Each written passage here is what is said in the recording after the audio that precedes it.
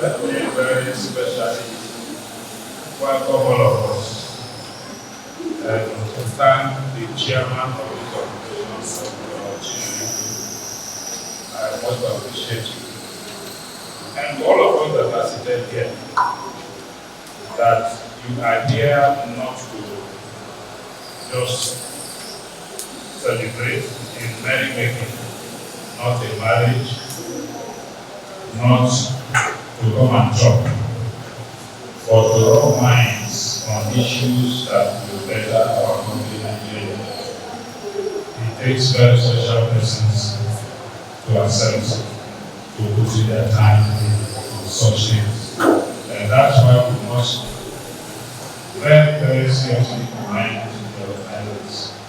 They are businessmen, but what it is that they are also thinking of how to improve the lives of all of us as citizens of this country. They have brought us together here to discuss the Nigerian project and how it will impact on us at home. Or for those of us that you have asked to serve you at that level, for us to also learn your feelings, your inputs, and how to ensure that by the time we conclude with the budget, it will be a people-oriented budget. So it's my pleasure, and indeed an opportunity for me to be in your midst. This gathering is one that is educative, that is enlightening, that will add value to all of us. Greater value to me because of the assignment you have bestowed upon me. So I will just briefly say that as we are gathered today, that we expect that by the time we leave here, we will have received a presentation on debt and economic aspect focus of the budget. That we will also be discussing issues of funding of security and security sector and how the budget will improve that sector. Of course, we know that without security, it will be impossible for us to make progress because we can't even go to work, can't even gather here. And one of us will talk about food security and budget. If we are not fed, they say the implication is that we will be angry. And of course, we are an angry man in education. So we will also be looking at agriculture, how to enhance support for farmers, funding and be used to boost productivity and ensure health security in this 2025 budget. Human capital development is also a very major aspect of society. It's not enough for us to improve the real and modern development, but we must also develop ourselves. So we thought on how best to utilize this budget for human capital development. The thing that we keep creating every day, we chalk out graduates, there are no jobs. Now that we are preparing the budget, how do we provide job for our TV youths? This also justice will be made to this topic today. Let me finally say that we recall the words of John F. Kennedy when he said that we should not always ask what our country will do for us, but we should also ask what we will do for our country. I think that Atlantic Television and the entire group today is giving back to our country, and all of us seated here are here to contribute to our country development. So I commend you, congratulate you, I wish you well. Thank you for this. People view us from homes online, but today, welcome to the part of what we are doing now.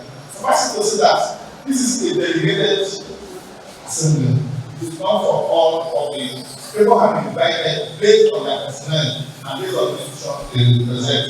So we are expecting to see the open heart of everybody, but it is relating to no. Thank you very much.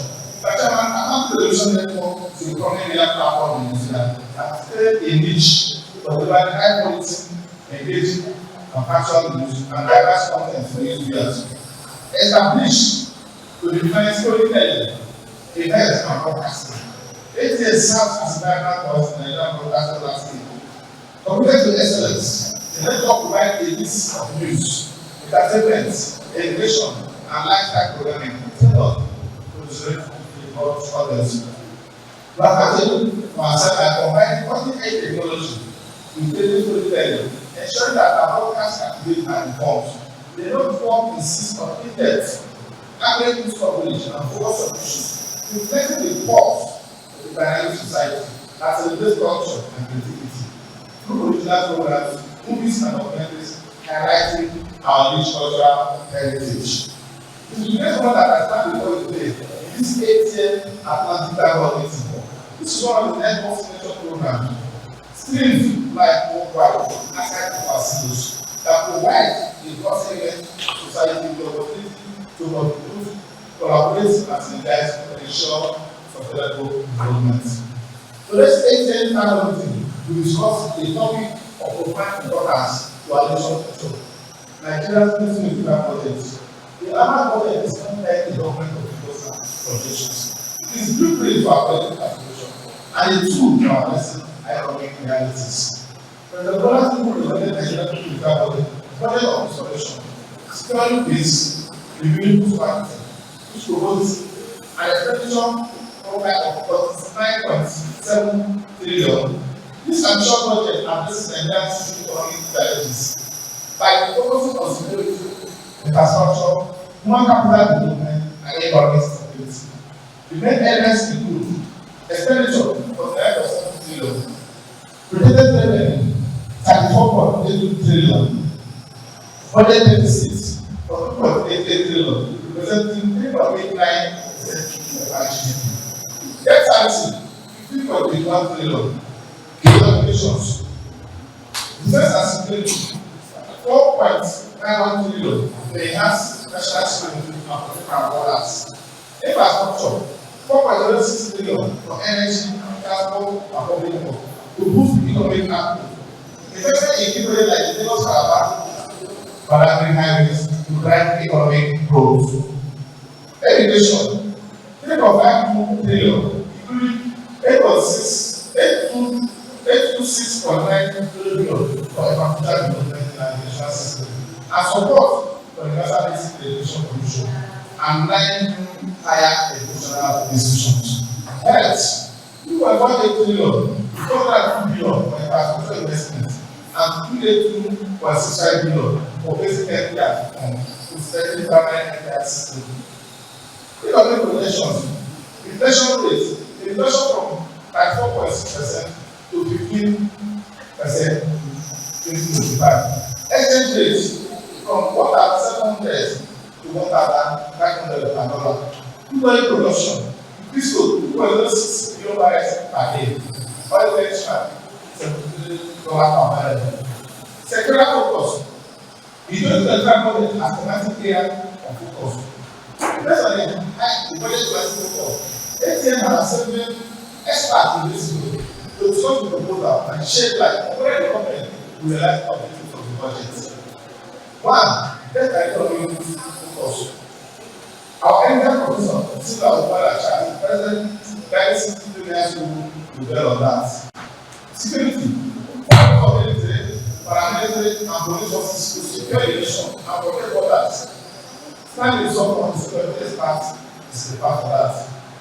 Agriculture, enhance support for farmers with funding and people to boost productivity and ensure food security.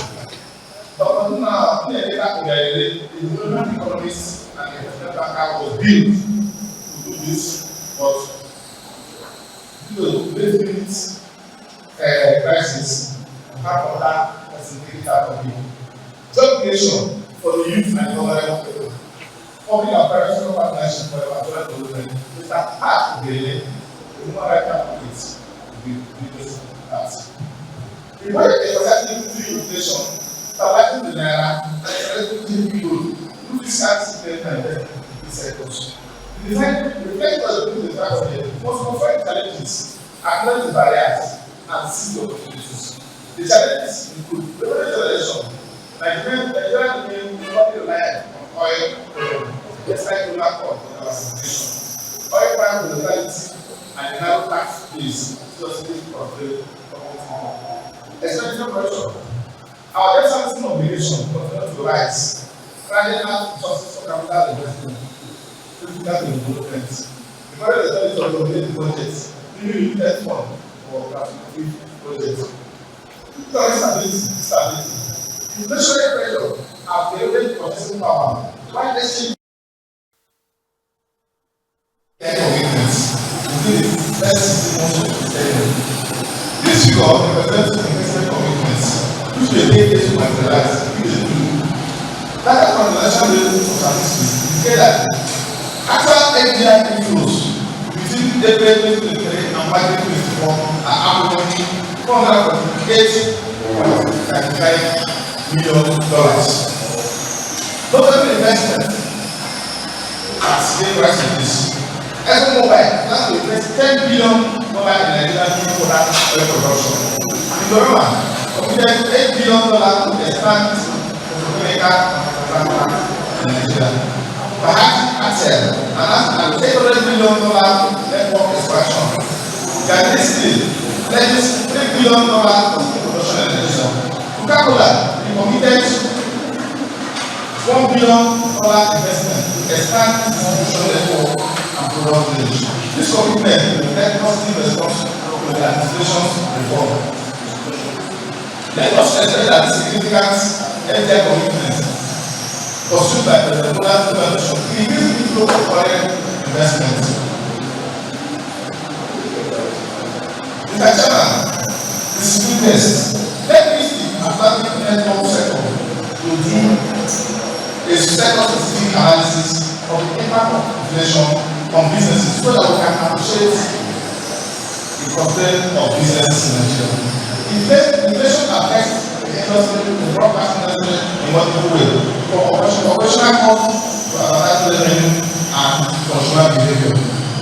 When operational costs are using cost of equipment to buy a dollar, power, manpower, and all. Now let us also look at the impact of inflation on government policy effectiveness in Nigeria. Inflation affects how well government policies work, often achieving economic stability, growth, and social welfare. The key way inflation affects policy effectiveness in Nigeria are monetary policy change. Constant changes in our monetary policies have not been very palatable to us. CBN raised interest rates to control inflation, but this makes borrowing expensive for businesses and individuals, showing economic growth. Exchange policies are talk about that, how the naira has become nothing in the international market. Fiscal policy, raising government expenditure. As of last year, we did about 30 trillion. In 2025, we are hitting 50 trillion. These are policies of government that affected or inflation has affected negatively. Revenue shortfall is there. Debt service borrowing pressure is there. Social welfare, I talk about it. Mr. Chairman, sir, let's talk. Okay, no. Corruption and bureaucracy. Public sector inefficiency continue to undermine the potential impact of political application. Legacy in the system is not informed not reaching their intended target. These challenges demand urgent attention to ensure that the 2025 budget deliver on these promises. Barriers, root causes and systematic issues. When challenges highlight issue, barrier extend the way forward. Functional efficiency, new policy implementation and that. This is an area where we have done so much based on our experience and profession. Budget often face delay execution due to inefficiency in public administration. You see, people will say that talk about public administration, they talk about administration. No, it is a component of the bureaucrats. The bureaucrats are the legislators of budgets. The civil servant to prepare the budget.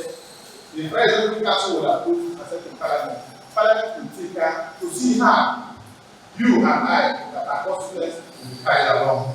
So, but the big implementation of the budget by the civil servant and budget matters. Then the prospects going forward.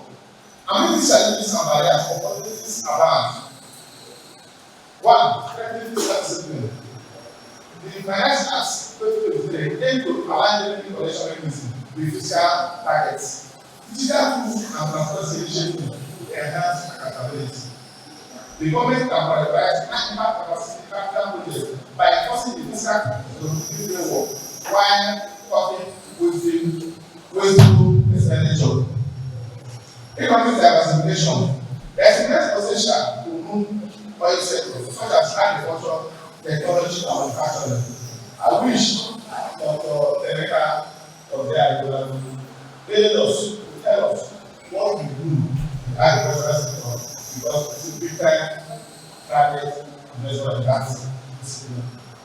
Policy reform. Mr. Speaker, part of the problem of Mr. Chairman, part of the problem of government is policy initiation, policy implementation, execution, and policy evaluation. So, efficient policy evaluation is part of the problem we have in Nigeria. We therefore find that there is immense potential in the last sector if policy reforms are taken seriously by government. Leveraging natural and human resources. If modernized, external agricultural sector can become global very fast. Investment in agro-processing and export can catalyze transformation. Similarly, the creative and tech industries have demonstrated their potential to drive growth as seen in the tech and internet industry. Youth empowerment and innovation. Unfortunately, our youth have been tagged as wasteful, idle, and inefficient. But we disagree with that assertion. We believe that Nigerian youth population is a demographic advantage. Investing in education, technology, and apprenticeship can drive innovation and economic growth. Financing global support. We want to thank the particular people that has truly financed global support, but we want to see more. Commitments, when you come back with action, does not change the economy. So we pray that multinational organizations like the World Bank, IMF, even though our providing technical and financial support to Nigeria, practice engagement with this institution can help Nigeria secure professional loan and technical assistance to catch much debt burden.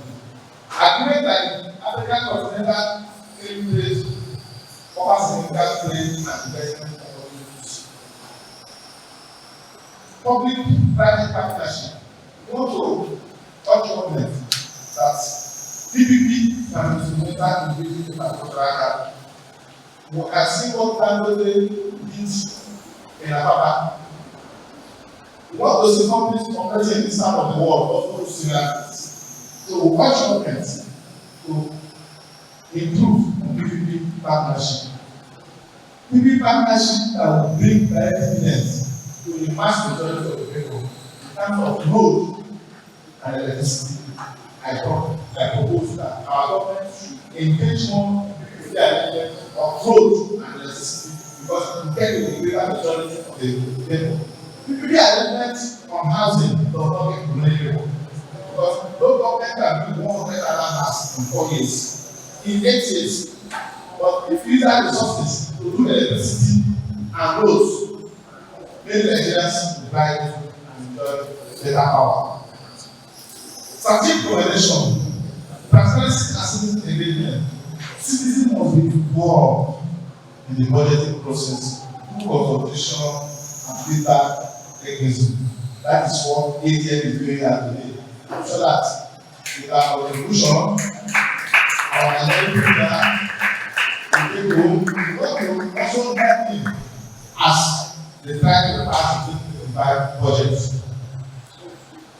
We'll talk about digital transformation in governance. There are no two ways about that. Anybody who believes that you cannot do digital transformation is not ready to live in the new world. Digital is the way out. Conclusion, sir. Ladies and gentlemen, Mr. Chairman, in the election of the objective and successful implementation of the newspaper project depends on its design and its solidity commitments. We must embrace accountability, transparency, and a sense of shared responsibility and responsibility as a nation. The challenges are many level, but Nigerians' resilience and potential are far greater. And Nigerians' resilience is why we are here today. We want to thank you, we want to thank you. I urge stakeholders, government, the private sector, civil society, and citizens to work together to unlock this project promises. By so doing, we not only navigate challenges, but also chart a path towards sustainable growth and prosperity. And after the election network, we will continue to innovate, think outside of the box, design and create, and transmit programs that will give aspirations within the band and of our contract. Your participation in this national committee on the last day of June will be regretted. Thank you. May God bless all of us. May God bless the federal of Nigeria. Thank you very much. Please put your hands together for the Shibiri.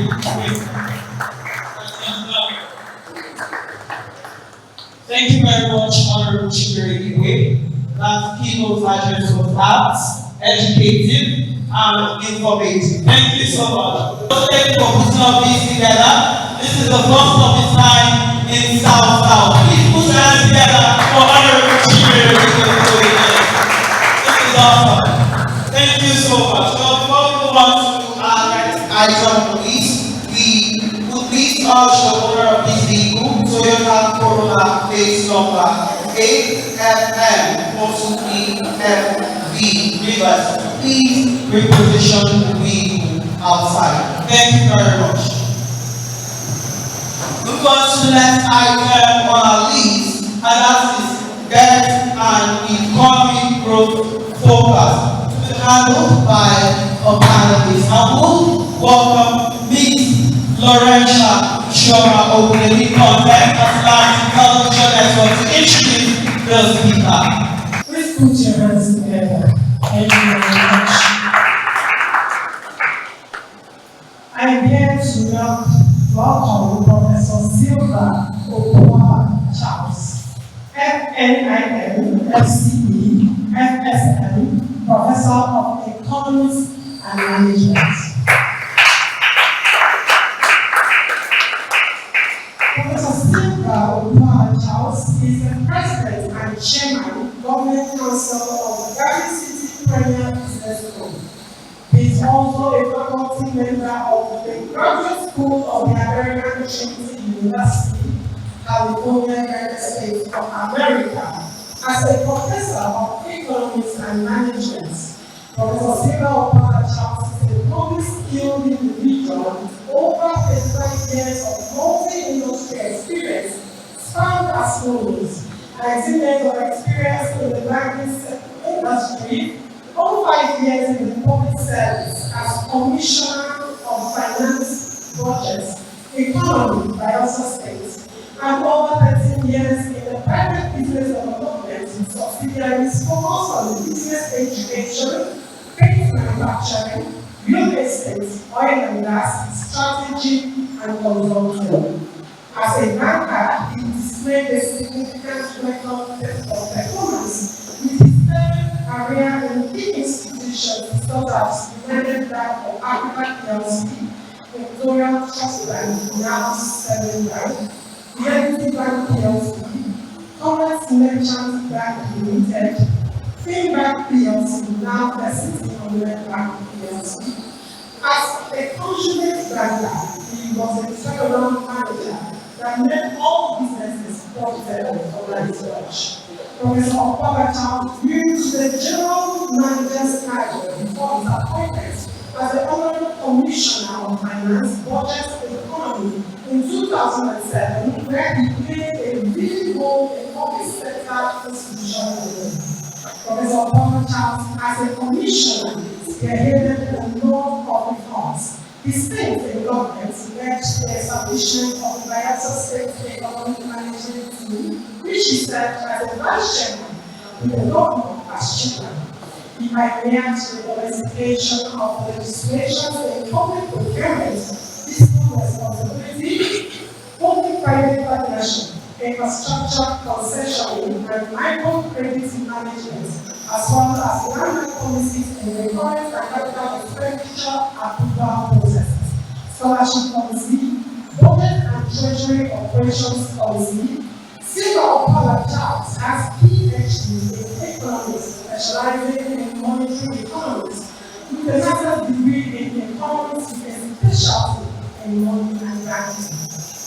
In September 2016, Professor Opala Charles was awarded the prestigious Twin Global Executive MBA with 3 MBA degrees from Academic Universities of London School of Economics and Political Science, London, New Jersey University, Stern Business School, New York, HEC Business School, Paris. He is an alumnus of Lagos Business School, a graduate of the Breakthrough Program for Senior Executives, and an alumnus of IMD Business School, Lausanne, Switzerland. He is an alumnus of London Business School, London, London School of Economics and Political Science, London, New York University, Stern Business School, New York, and HEC Management School, Paris. He is also a distinguished fellow of Nigerian Institute of Management and council member, a fellow of the Association of Certified Commercial Diplomats, a fellow of the Institute of Strategic Management of Nigeria, and a member of Government Council, fellow Chartered Institute of Administration, fellow Institute of Chartered Economists of Nigeria.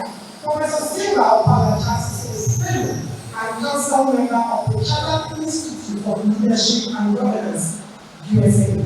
Since 2016, Opala Charles has served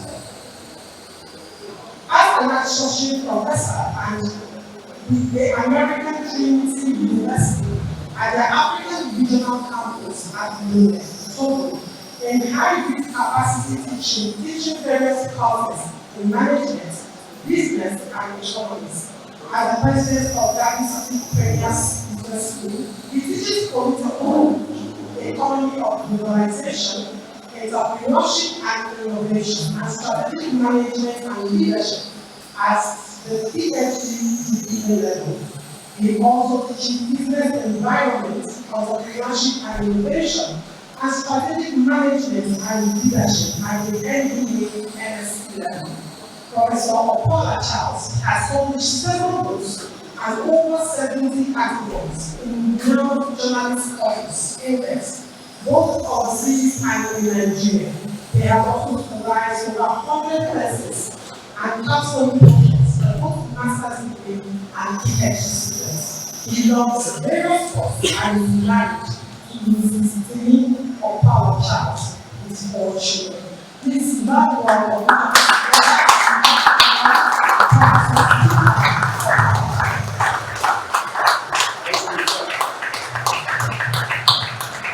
Thank you very much. Very lengthy introduction. Thank you very much.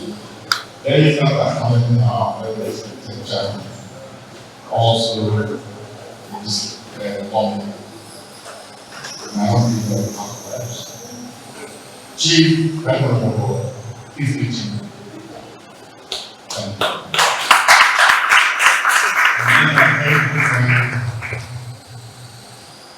Welcome, Chief Doctor. Chief Doctor. Great guy and great friend. It's always nice to do. Members of the class.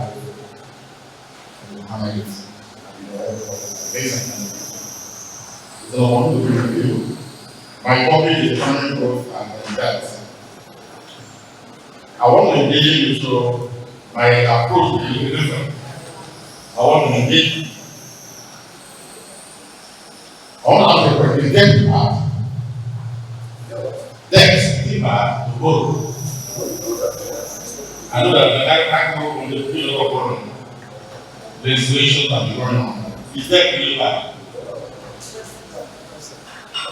So the topic is about all the mentors we think that and economy. That's all. I'm looking at the free bank. The government is about 943. I'm related to it now. Really, I'm paying attention to God. Yeah, $3 billion. It's lower than that. Last year, budget was about 28, 27, and 30. And you see that in terms of look at the exchange rate was better.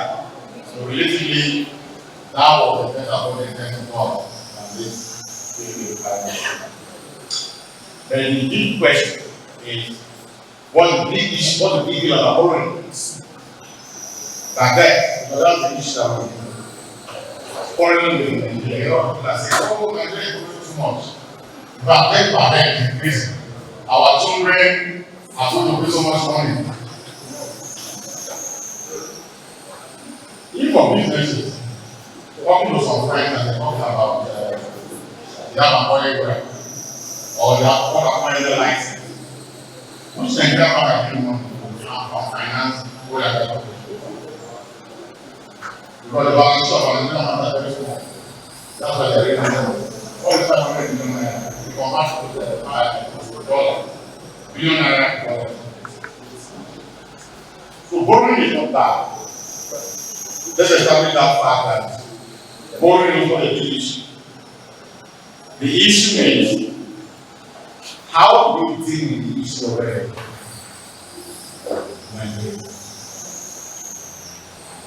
If we can deal with the issue of revenue, we will not bother ourselves with debt.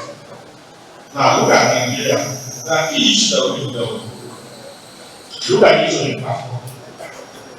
Development cannot take place effective and efficient without infrastructure. Infrastructure stock to GDP is less than 5%.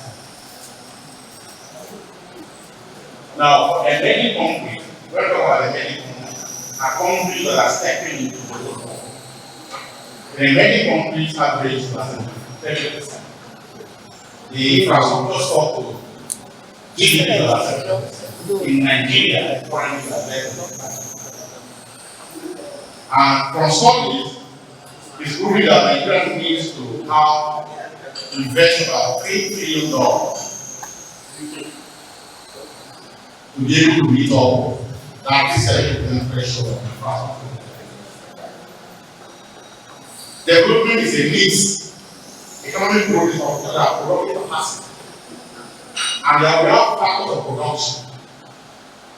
Land, labor, capital, and economic. These factors must contribute. So when we talk about economic growth, we are talking about contribution of factors of production to growth. And we make progress. There is difference between economic growth and economic development. Economic growth is talking about what? A complete increase in our productive capacity. So are we moving forward? There's a growth. The things are moving forward. If Nigeria did about 8% growth last year, it means that we are shifted to the right in terms of growth, in terms of our capacity at most. And in terms of how it impacted the life of ordinary Nigerians. Talk about development of our quality, well-being, growth quantitative, while development is qualitative. It has to trickle down to the rest of the citizens. So are we saying that if there's a growth, people can argue that they say there's a growth in Nigeria? We're not feeling it. We're not feeling it. People are hungry. People have money to spend and there's growth. How do we know there's growth if the life of ordinary people is not changed? That's the question. So it is important to emphasize that growth is not the issue. The issue is development. Development is what we need. Okay. People need to feel the impact of what we're doing. Nigeria is low. We can even government productivity, the less block, that's my story. Thank you very much.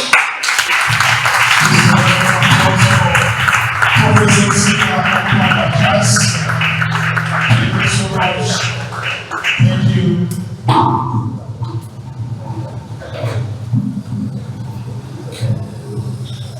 All right, thank you so much. That was on debt and economic focus. Nigeria is the only country that when you borrow somebody your money, for you to demand for your money, you have to explain what you want to do with your money. That's the country we find ourselves in. Thank you so much for that wonderful presentation. Please, one more time, a round of applause, please. Alright, please, want to make all our panelists just 5 minutes because we are live streaming so that everybody's will be featured. Please, just 5 minutes, just try to summarize and all. So I'm moving to another one that is very important, which is security.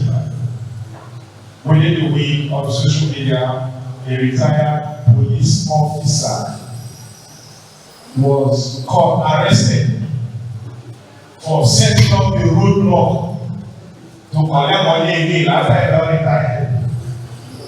And there was a whole lot of comment on the section say they no pay am well and all that. So what to look into the security aspect, and to do that for us, one day welcome our lead content, ATN, Loresha Chioma Ogu. Please a round of applause at the house.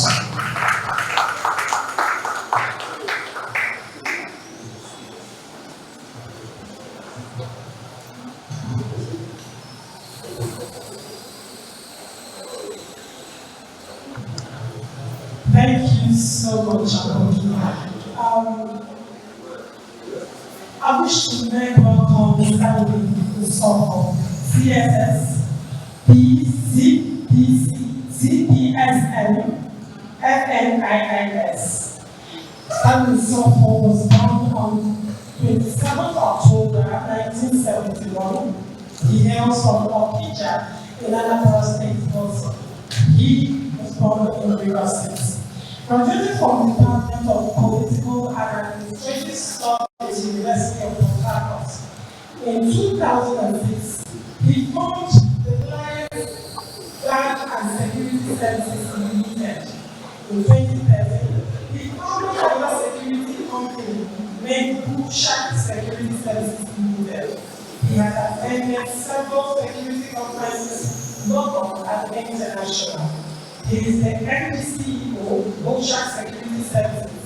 He is a fellow of Nigerian Institute of Industrial Security and a certified security specialist, also a certified physical security manager.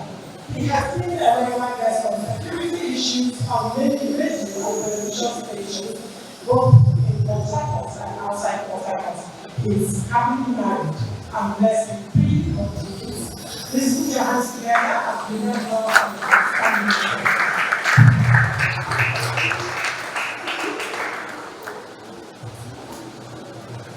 the chairman, sir, coming into right and the already established protocol.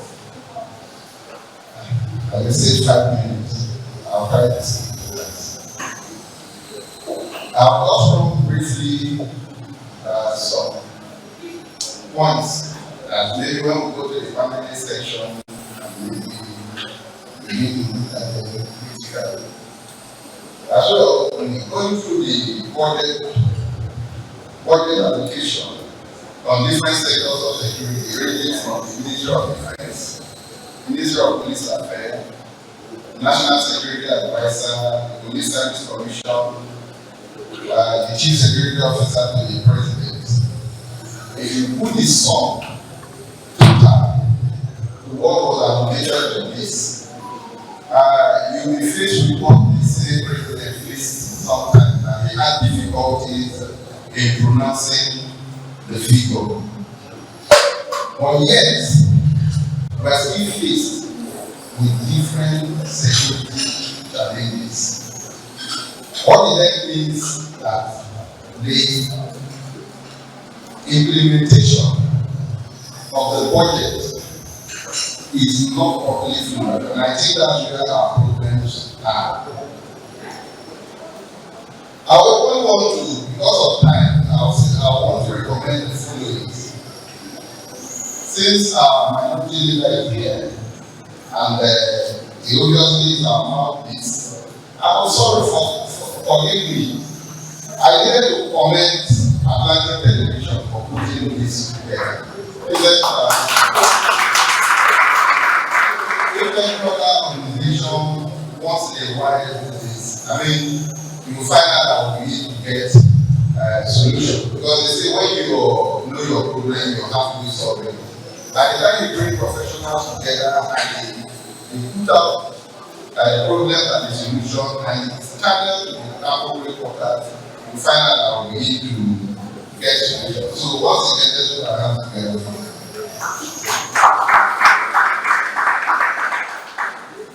Now, the government is the major player in security. It is said that security is on the exclusive list, which means individuals, even states, and private sector governments have no major role to play. But most times you find out that even if government plays politics with the security, which is where our problem lies. So my first recommendation is that government should stop playing politics with security. A situation where you want to appoint an Inspector General of Police, and because you want a particular person possibly to do your bidding, you will hire about 10 persons to get to that person.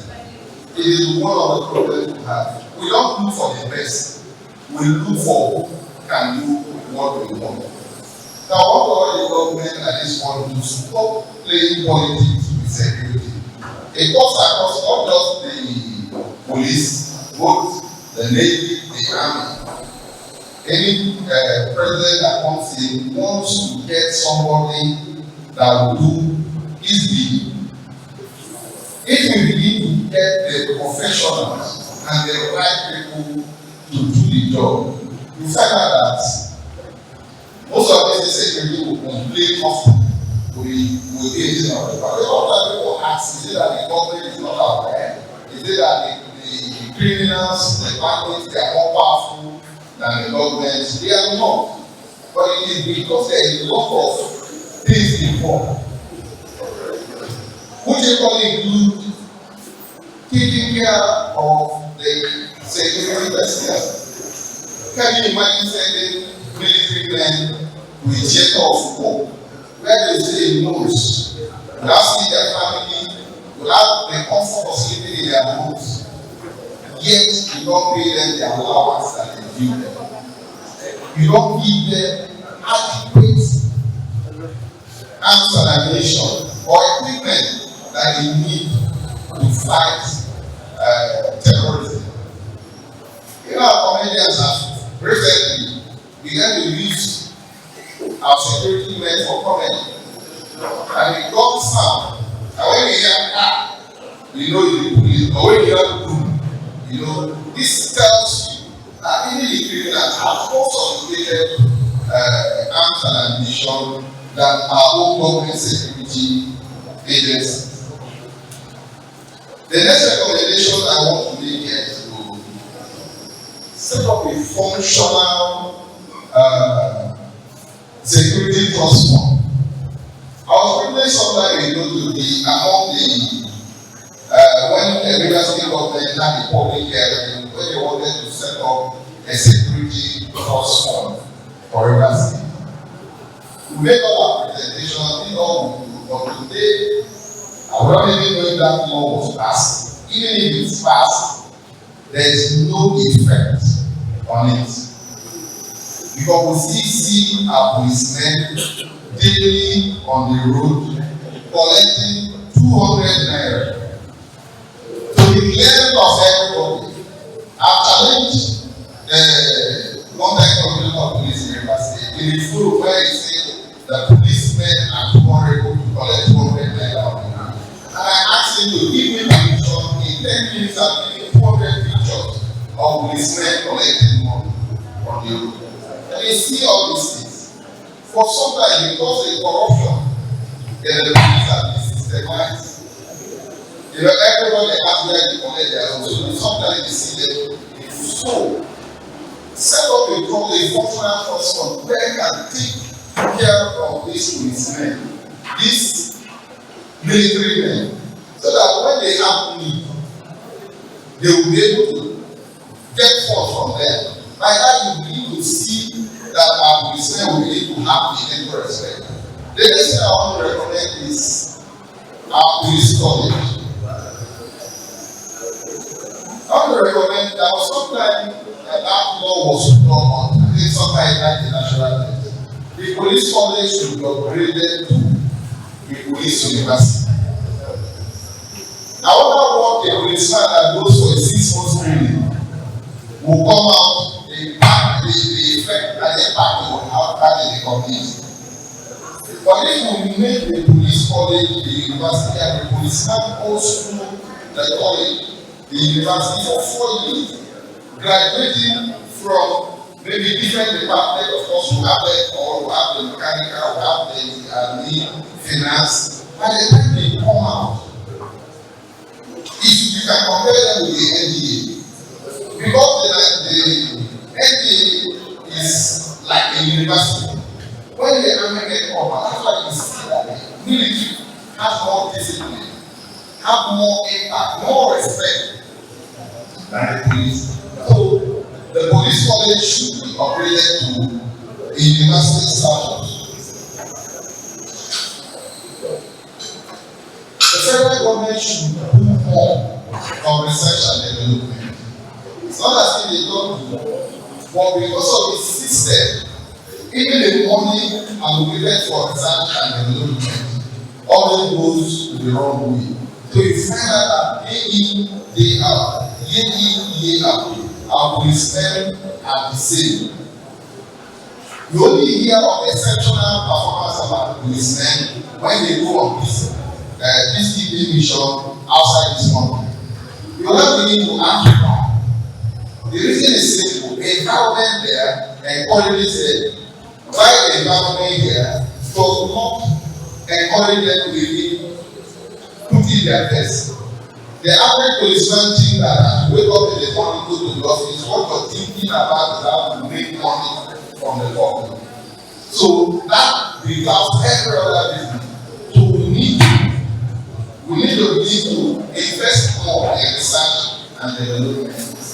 Intelligent gathering. I remember when I was a child, we used to see, though you might not notice it, on our cover policemen. Sometimes you see them in community, they are these shoe cobblers, they are Okada riders. Some of them say here, what they have policemen, some of them are from TSS. They are within a community, so immediately you want to perpetrate crime, they know. In fact, one of my friends that was arrested for pointing the University of Nsukka when we were in school. How was he arrested? It was Okada rider that carried him. He never knew that Okada man was the security man under cover. So by the time they go to their location, he just like what I got to his clothing. The man brought the weapon, like all that in our head. But these days, we don't see this undercover policemen. We only want to see this through reactive rather than being proactive. So we should try to invest more in intelligent gathering.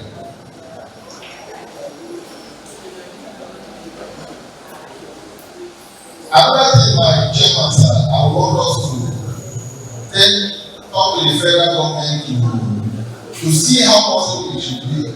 Is to integrate this private security company into the National Security Act. Why do I say so?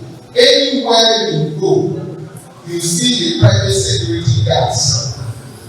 Every community. So by the time you have these people integrated, giving proper training, because part of the problem we have is that most times the private security company take them in, just hold them, so they don't have. The government can go ahead to train these people, empower them so that they can help people in intelligence gathering. I just been told that my time is up. But before I leave, I I will only want to. Another important area is the area of the economy. Then this is our area. And what we call good fire. I don't know what that was. That is one of the areas crime is being perpetrated. There was a time the government wanted to give licenses for artisanal refineries. Please, it is a call at this point for the government to look into that. Most of those people who are doing this good fire, by the time they have the license to go into this artisanal refinery, they will leave that. One thing about crime is that if you sample most of the people who are in crime, they will tell you they have alternative, they won't be there. So let us try to see how we can improve their economy, improve their lifestyle, and improve their lifestyle so that we can live crime. And when they live crime, it's not that our security agencies will have to come on no challenge. Thank you very much. Thank you so much. Security is everybody's business. It's not just for the police people. All right, let's move with speed. Want to move into another sector that concerns each and every one of us. And this is the reason why most of the health workers they jump for greener pasture. After making the presentation, let me also welcome the lead content Atlantic Television Network. It is Mauricia Choba Ogo as she comes forward to read out the biography of the panel. This one more time, a round of applause as she comes, please.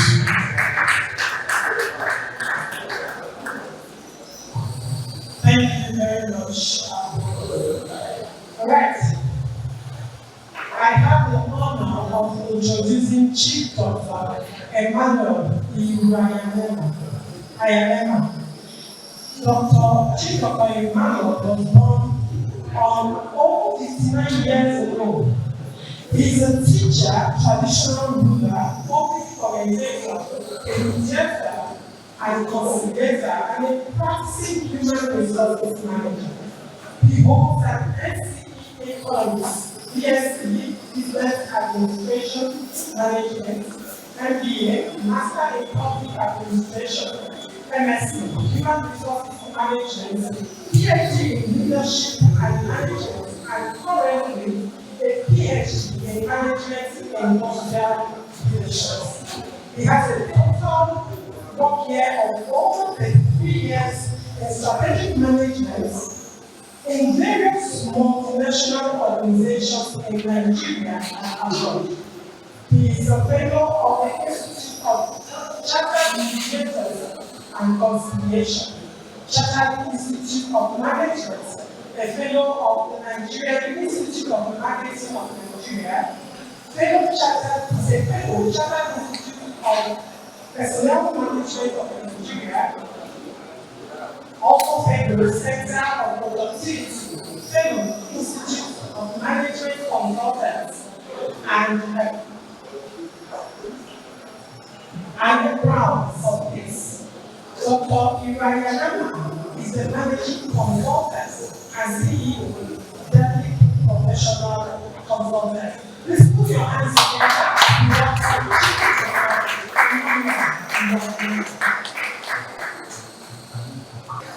Good afternoon, Mr. Chairman.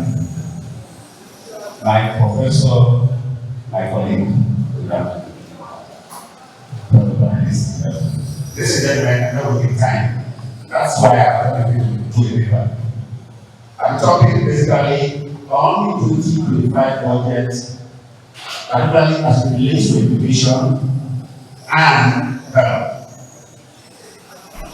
First, education and health are two components that all of us know drives our various steps.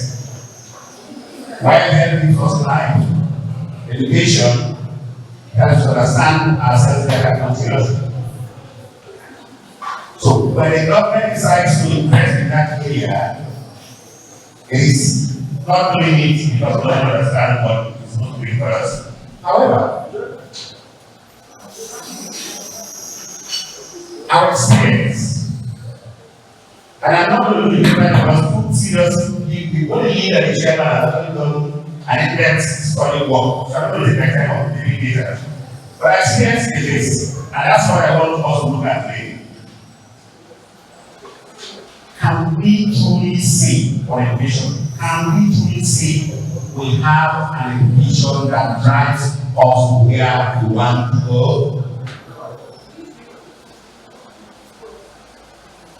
I agree that it doesn't very budget. I have not seen significant effects actually when it comes to what is not used the supposed huge amount for.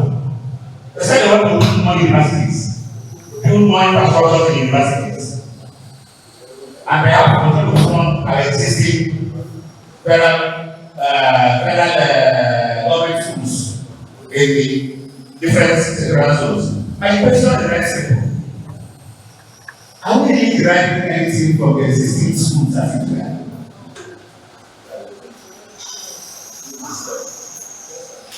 As you go back to the house, that's my recommendation. It may be necessary for us to begin to look at what areas we're investing in education. What the world see? What drives our economy? And what areas should we invest in? Why do we have people every other day coming out of schools and actually not having what to do? In the world today, you can do for free. There are many cost areas that are becoming obsolete. It's Nigeria. Our budget is moving in that direction. The world is going IT. The world is going IT. How many investment do we have in IT education in Nigeria?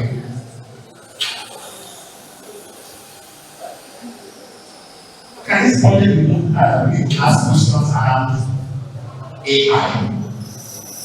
AI vision.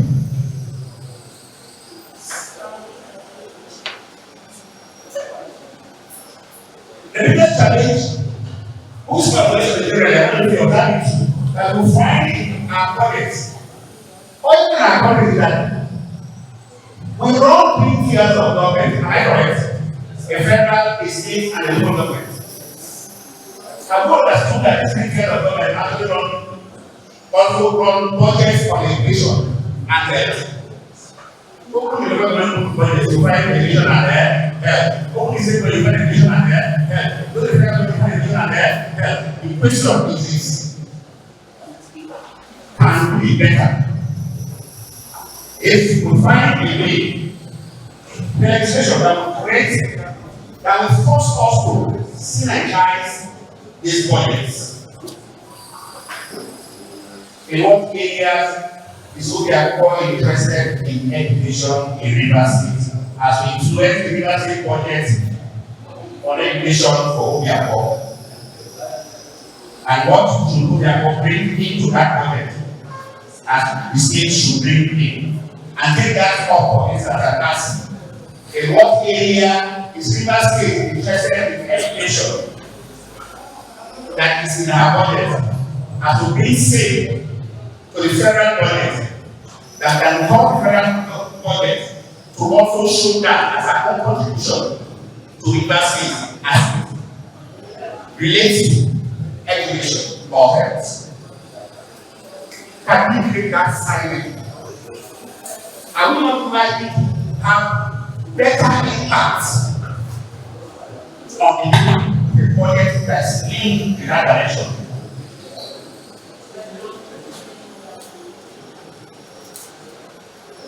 When the MC was talking about Japa, I love that time because when the issue of Japa comes, we have dimensions of people going out. Recently, a few days ago, we tried to do in Japan.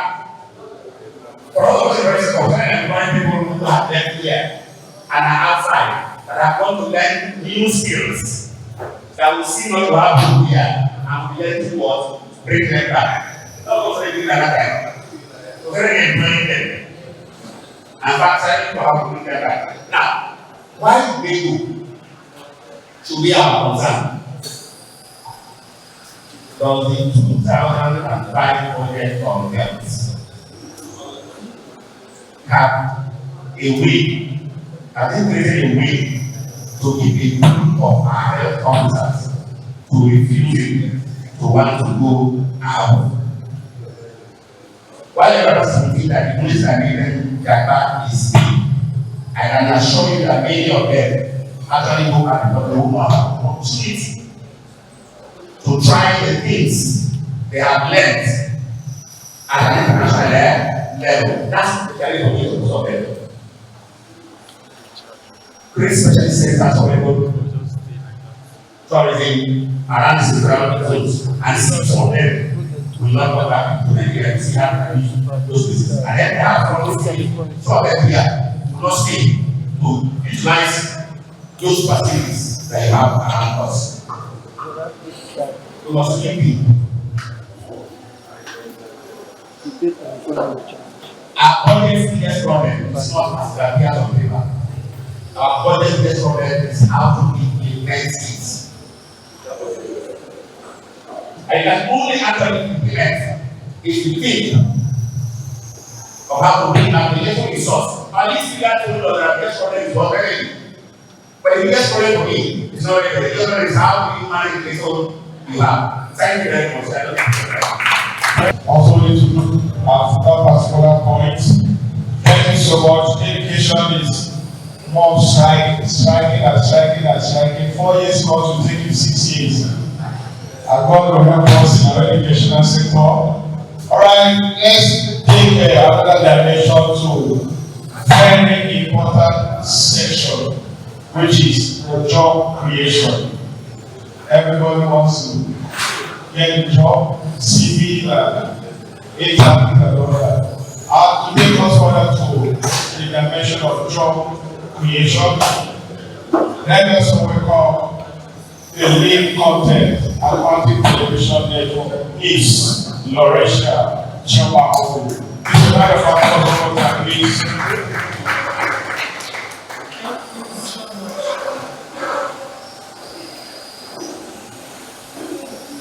Thank you so much. It's my pleasure to welcome the class who Class Ogere was born into the royal house of the Grand Government area in Bigger State and the American War Capital House of Uzembe and Bayelsa State. He served as the managing director of Alberta Enterprises, a service contractor for Shell in Uzembe. And in 2008, he became the Caribbean National Secretary of the Niger Delta Non-Violence Movement. This group started and sustained campaigns urging the federal government to grant amnesty to the reports in the Niger Delta case. In 2017, he took the initiative as the director of modular refineries within the Institute of the Environment in partnership with founding solicitors to mobilize and sensitize the reports to assess the federal government's offer of modular refineries. Part of the NA has been a community development practitioner, media consultant, and social rights activist for nearly 20 years. He's happily married and has 2 children. Please put your hands together Thank you so much. The chairman permitted me to stand on the system protocols. Very well, good afternoon, everyone.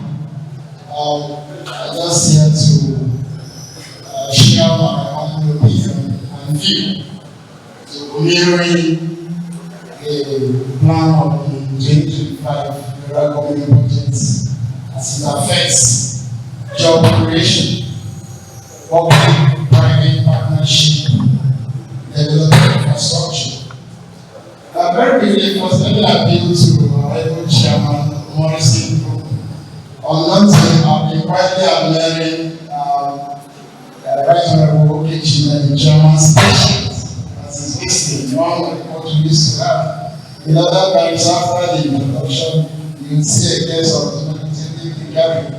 But that reminds me of Kennedy, brother Jeff Kennedy, who joined the USA in 1980, passed of the two, served the Senate over 40 years, and the ability was able to help to understand the limits of socio-economic issues affect the people. So you can only do that when you see patiently like this, and not limiting us to 5 minutes, because those who are present is spending more time hanging out or oppress us the most. And in the road to freedom, there must be a balance of them.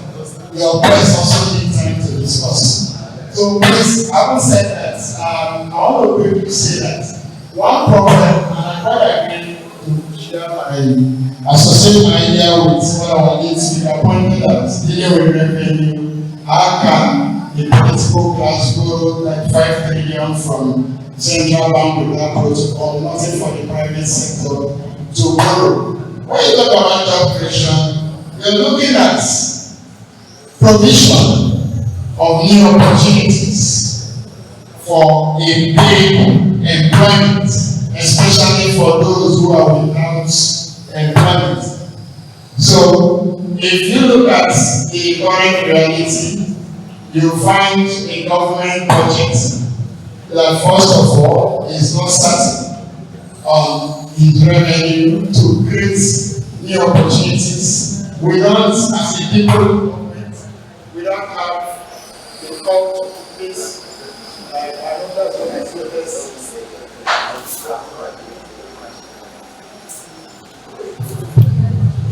Yeah. So, importantly, I would like us to go to the practical approach to assisting the federal government. I'm grateful the honorable member here is taking the consideration.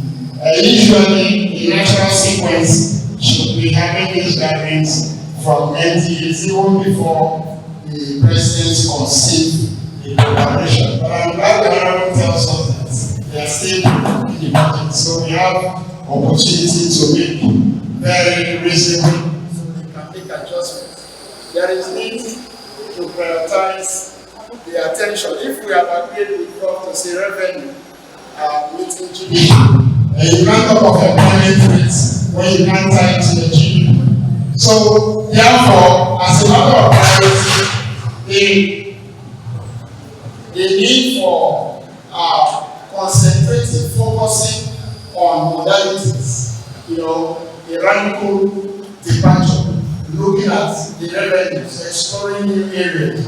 We have non-SAP, we have competitive advantages. If we have this culture of utilization, we would have been in a fair position to itemize those areas from even scarce resources. If we put it in the particularly private sector, we would have had so much to generate and produce. Like one of us said sometimes, we're a political economy of consuming, not producing. And when you don't produce, you can't create job opportunities for people.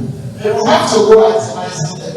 If you take the South, for example, you have a whole lot of issues. Political class are currently made the majority of young people to think that politics and government house is the only viable industry. People relative are in churches. But that is not true. If you look closely, there are a whole lot of waste management. You look at agriculture, it's believed to create over 60%. The stream product of manufacturing. But how much are we on? And the reason why NGOs don't sit back, fiscal year in, fiscal year out, they grow figures. It's traced to that political culture. Because there is no interrogative system. You don't have a president this year. So you cannot have NGOs, you cannot have what represents the current economic reality. They go back and don't stop previous figures. All they do is increase the finances and president expenses. Here is what represents the current fiscal year budget. A sharp opposite to current. So after the president was assigned, it's something that each other will not go with you. But in 4 minutes, this represents the taking care of the needs. So I think very seriously, there is urgent need to deepen, sustain and promote the culture of a baseline support. In about 2014, you have the LNG in River State. They consider $1.6 million tribal. LNG has about 12 fleet vessels. One, the side of it is mostly football field. There's one dash 62,000. Then they maintain this vessels, South Korea, South Africa, Canada. That more like capital fleet, labor fleet, and what have you.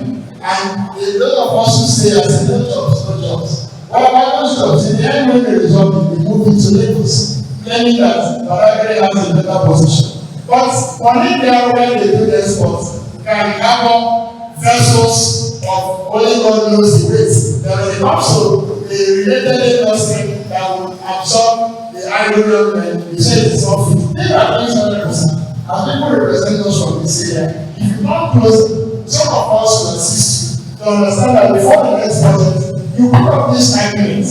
Because it is not correct that we can't create jobs. We can. The difference is that we are not happy with the practical indices and indicators. Probably that's why we sit back to see. We don't know what to do. Let us look at waste management. Sometimes that's the reason our brothers and our family, oh, you have a heap of dump. I recall that it was a little assistant sometime. Told us how that heap of waste is a good source of energy. They talk about waste to wealth.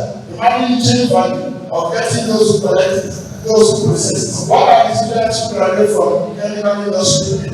Look at cassava, you have multiple byproducts. Look at fruit, you have massive number of byproducts. Look at palm fruits, you have multiple byproducts. In fact, sometimes somebody said, all you can get from you when you get a palm fruit, almost less. The difference is the ability to organize the human resource that can, create the processes that will in turn absorb those that can produce things and create jobs and make meaningful earnings.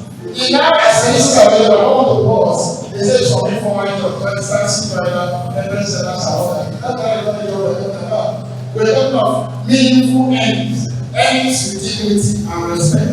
So I want to appeal to the leadership to say that we need to do more of baseline survey or competitive advantages. We talk about Nigeria, for example, oil and gas. Everybody wanting to have oil and gas, there's no other industry, not a related industry. China Island Council is the only place in Africa they are the best in the world for producing oil and gas farms and assessments. We can have such industries in Nigeria. Nobody wants to think about that, like government money, access to money. It's available, but policy makers choose to allow in the hands of people. So it's not about the operation, it's about dealing with the issue of policy and policy of punishment of those who divert public revenues. If we can do that, I'm sure we have what it takes to bring more jobs to all of us. Thank you so much, Patrick. Thank you. Wow. So many things to do for more job creations. So that Nigeria, that when we go school, graduate, they do POS. People will go, they withdraw from who goes school. That is country we are seeing ourselves. God help us. And the last, but not the least, the stomach infrastructure. Very important. The leg kingdom. Because if we come here, there is no bottle water, no biscuit, no milk, our face will not squeeze. So at this point, I want to look into the area of agriculture, which is very important. Let's also get welcome the lead content. Atlantic Television Network is Laurentia Chioma Ogo. Please, one more time, a round of applause, please, as she introduces our panelists. Thank you. All right. Representing the National President of the Catfish and Allied Fish Partners of Nigeria, Dr. Mustafa Nomo, I'm honored to present to you Azuka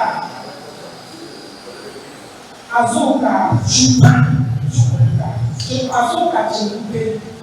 Azuka Chukwu is an agricultural expert.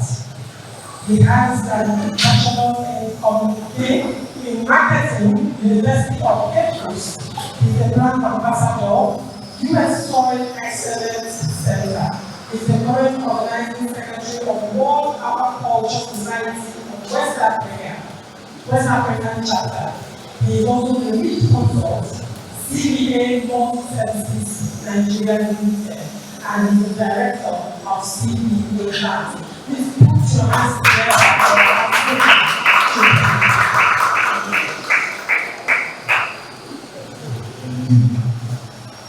Thank you very much. this opportunity to recognize the presence of the chairman today, town hall meeting, and the Warriors Communication Group.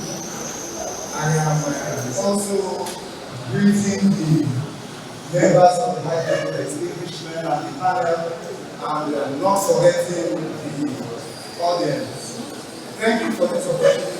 And I also want to beg for the absence of Dr. Numa. But for the sensitivity of this town hall meeting, we have to break our backs and make sure we come, because this is the first time farmers from this part of the region will be airing their minds to the government, if I can say. And on this note, I would want to just give a brief insight. Agriculture is patient, agriculture is practical. I can hear everything that has been said here aligns with agriculture, both from the economic aspect. Agriculture is comprehensive. So I want to talk as it affects us, understanding that agriculture is patient, agriculture is practical. I will be talking from the perspective of a farmer and a fish farmer, and also an agricultural expert. Now, I'll be diverting a little into the 2025 budget as it affects farmers. And I'll be going with the topic, a very short insight, enhanced support for farmers. That should be the topic. And I want us to focus on funding the input to boost productive and ensure food security, as we have always seen. Believe me, this message goes on to be used. Statistics has it that come 2050, Africa will have the arable land only at least 65% of the arable land to be available. And Nigeria has roughly 30% of that arable land. So we have that comparative advantage. But the problems are the bottleneck, and because of this, I'll be highlighting. I'll take it as my objective, highlighting on Nigeria's 2025 budget provision for agricultural growth and sustainability. I'll be highlighting on climate change. I'll be very brief. These are fundamental things we don't take cognizance of. I know here sitting down we have so many farmers. I'm very sure, and I'm saying this from the point of view from my own angle. And me as a farmer, I know the shortcomings I have, even in Rivers State. Right now, one of the problems we are facing in Rivers State is our water level has been polluted. We have insufficient seeds. That is why some of you take your money out of Rivers State to other states just to buy fingerlings that we have the advantage over. You see? But these things are things our government don't really take importance of, but they are the problem. So I'll be highlighting climate change. I'll be talking about the budget as it concerns agriculture. I'll also be talking about implementing strategies if time permits. I'll also be talking about call for action, because we don't just talk and we don't do. So, for climate change, insufficient funding for smallholder farmers. Let me tell you the truth. We have so many smallholder farmers around us. You may not know your impact is really improving the agricultural sector in our region. Honestly speaking, 80% of the GDP that comes from agriculture comes from smallholder farmers, like me and you. And we know that farmers are resilient, and we know that the real agricultural practices are being done in the rural areas. They are being done in the rural areas. And these real farmers we are talking about, I need to digress into perspective so we can understand, are these local farmers in your village, local farmers in agri that does not know the importance and sensitivity of climate change. What is the role the government has played to really improve the knowledge of these people, to understand the sensitivity of climate change? If my statistics are correct from the Bureau of Statistics, then I am correct that that is where the problem is. If these people cannot understand the importance of climate change and how it affects the food security and sustainable optimal yield of their production, we are not there. Limited access to seed qualities. I have just said it. I am a practical farmer and I'll keep saying it. I just finished the project from Ibadan. In Rivers State, I don't think for the cassava people, for the people in Eche, I don't think they have TN419 improved cassava stems that can help in improving our sector. Right now in Oyo State, this is going on. And I feel since we have a principal officer from Rivers State, I think they also have to see how they can change laws that will affect us. I am here to speak for the farmers, and I'm very happy that so many farmers are listening to me. We need to start thinking back and reflecting back how Nigeria used to be an agricultural hub. So many things have to be done. I am not insulting anybody, I am saying as it affects farmers. Coming down here, I got 2 messages from reputable government institutions that should be, state government institutions that should be aligning and collaborating with agricultural farmers to see how we can talk about healthy environment, how we can a safer environment, but to see them writing messages. I know these things are not even coming from the government. You see, it is an avenue they have used, and it is a bottleneck for farmers. Today, somebody's bill was 450,000 naira. When you go to the office, they don't even give you a government account to pay the states into. So we cannot get it right if we don't start from here.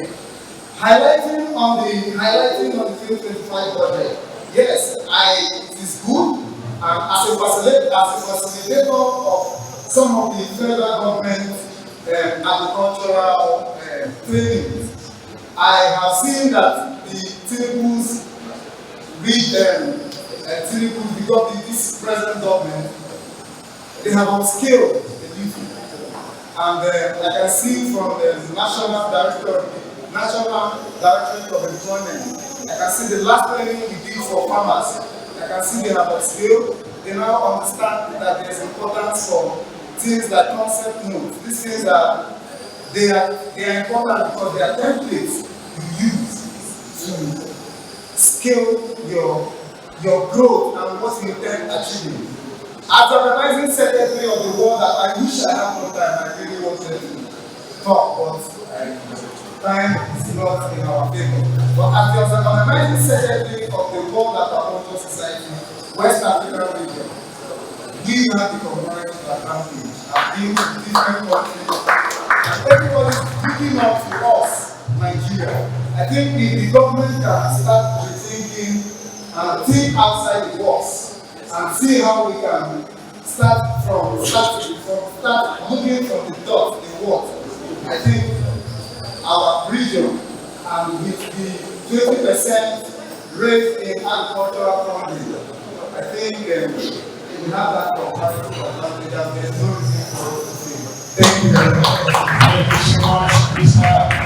Let me thank our chairman, our candidates, for our wonderful contributions. This audience patiently listening. We are the same segment of the program. Questions, conclusions, and answers. That segment should be taken from this point. If you raise your hand, the chairman will connect you. The entity will give you an info. You will ask your question. The chairman will connect absolutely. You will answer the question. Are you with me? Okay, thank you, sir. My name is Nzebo. This town hall meeting is very apt. I wish that their councillors are here. I wish that the KK drivers are here. I wish that the bus drivers and the peasant farmers in the bush are here, because they are the reason why there is government in Nigeria. Without them, there will be no us. I have several questions, Mr. Chairman. That means that you probably need to ask them all at once so you jot them down. Number one, inflation and food policy. Presently, the government of Asuachu Tinubu has led us into a level of inflation that we have not seen in recent time. There is no child of 25, 30 years old that has seen this kind of inflation. And it has also affected adversely on our food policy. How is this government going to match these two? Inflation and food policy, that's number one. So, I'm asking this question. Okay. So, number two questions. The fate of first subsidy removal on Nigerian citizens has driven us crazy. Mr. Chairman, sir, if you will recall, just this last, I think this week, just take the question on direct. Okay. How can we, in this 2025, manage the first subsidy removal when it has turned Nigerians into animals? As we see some of them few days ago, who knows that cooking fuel is dangerous, but because if they are hungry, they pay the supreme price. How can this government manage first subsidy? Then another thing, insecurity and food production. We see a lot of money being audited into security and looking away. I may not say looking away, but as it affects us based on the statistics Dr. Jokume just gave about funding of agriculture. We see that more money is being allocated for security, whereas the food production is less. How can we, especially those of us who are down here in the southeast, who cannot access funds for agricultural production? How can this 2025 budget help us, knowing whether you have a hand in either passing the budget or not? Then, finally, and that's just are you asking how you can access one for agriculture? how can we access funds for agriculture in this place? So just go straight to the question. All right. Then, lastly, sir, I will put it this way. We fight insecurity and criminality, whereas we root insecurity and criminality by exposing our teen youths into unemployment. How can 2025 budgets help in this area? Thank you very much, Mr. Chairman. My name is Daniel. Let me start from where Prof mentioned some things, where he said our problem is revenue, access to access to finance, and probably can we use electronic means? Can we use electronic means in collecting the fund? I want to say this to you now, sir. I was looking at the data this morning from the cable regarding the VAT generated in South. VAT generated is 1.08 trillion. And the money that came back to the South is 574 billion. Now, from what Prof said, is that encouraging? That kills the spirit of hard work.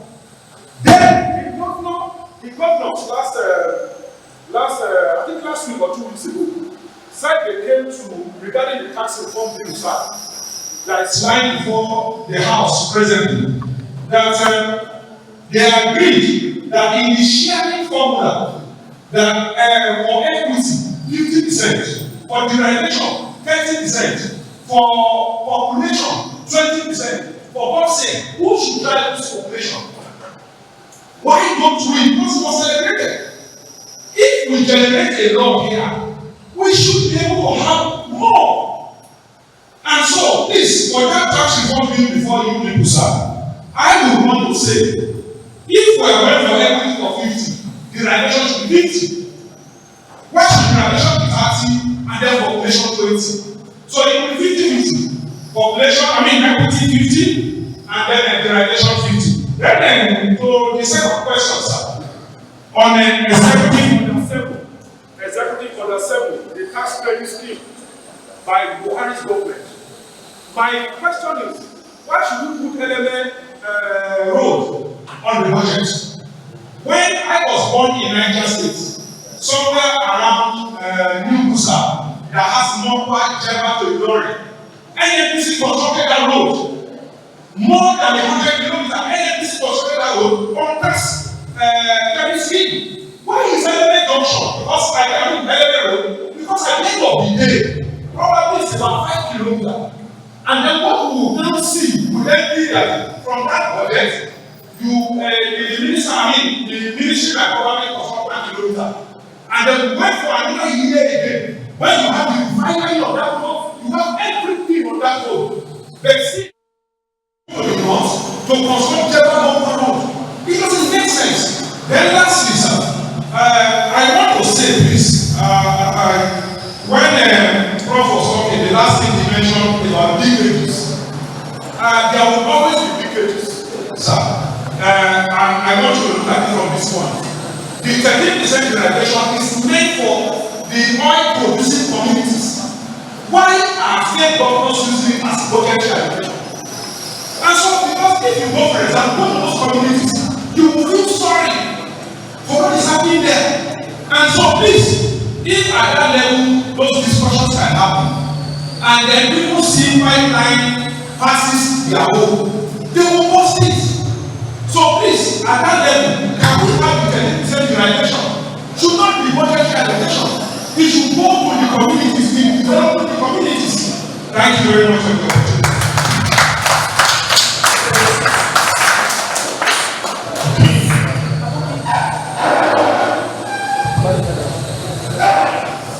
Good afternoon,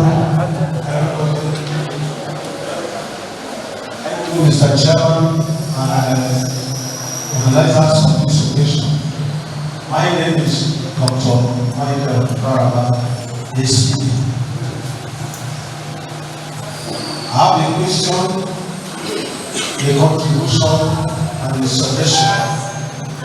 My question is from one of the speakers that talks about the problem of Nigeria being implementation of the budget.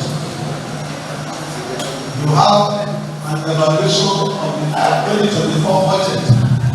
You will discover that the capital expenditure aspect of the budget have not been implemented up to 50%. So, our honorable recommender. Just in this week, we went to visit one of our clients that we are auditing. His company has been in operation for more than 10 years, and it was sharp. I saw the guys. And the person who owns that company is a legislator, is a chamber. So when you have organizations in the formal sector not paying us what you expect of the informal sector, then my contribution is I want to once again appreciate the policy of the office. Now, one of the I should be a one-off event. Maybe sometime within the year, maybe around June or whatever, we can reconvene to review how far the budget has been implemented. Thank you.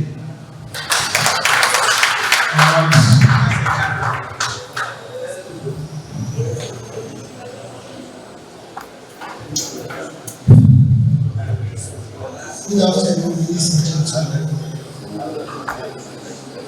My name is Stephen J. My questions are schools.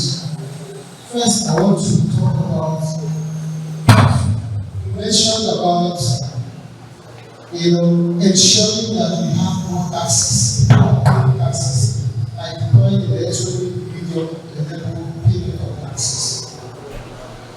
How do you see, in a situation where we hear that banks that are electronically driven, telcos that are electronically driven, in fact, these two institutions, we can keep all our money with the banks and we can go home to sleep.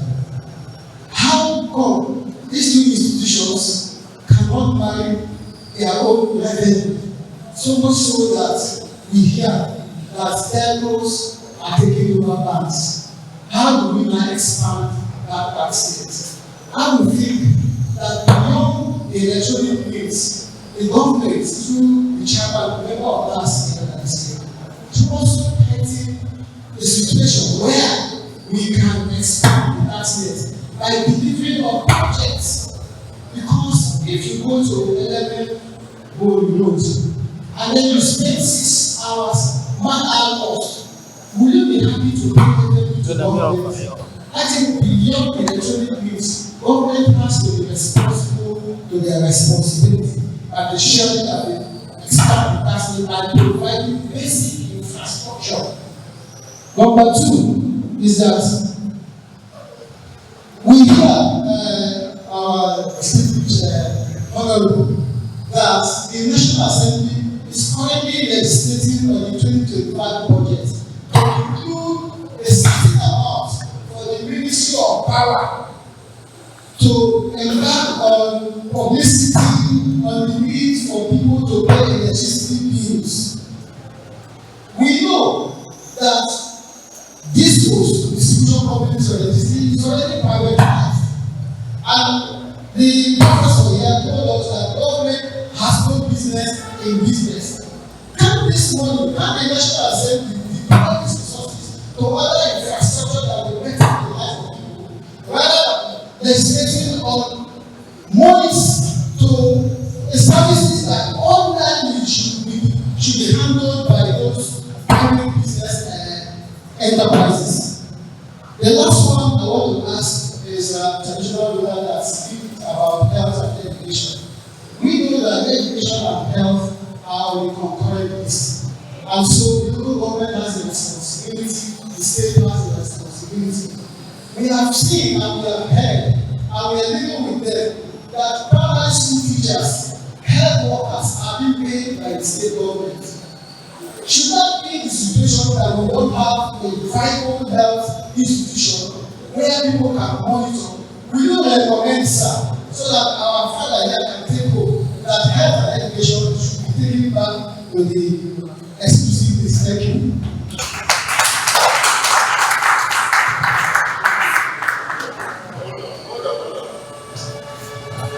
Let's take this one, and we'll take the second session and close.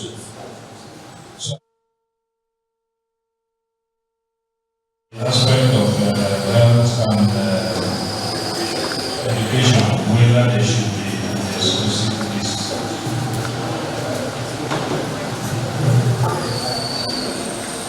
To a large extent, I will agree that it should be exclusive list to a large extent. But I still need for the national government to regulate.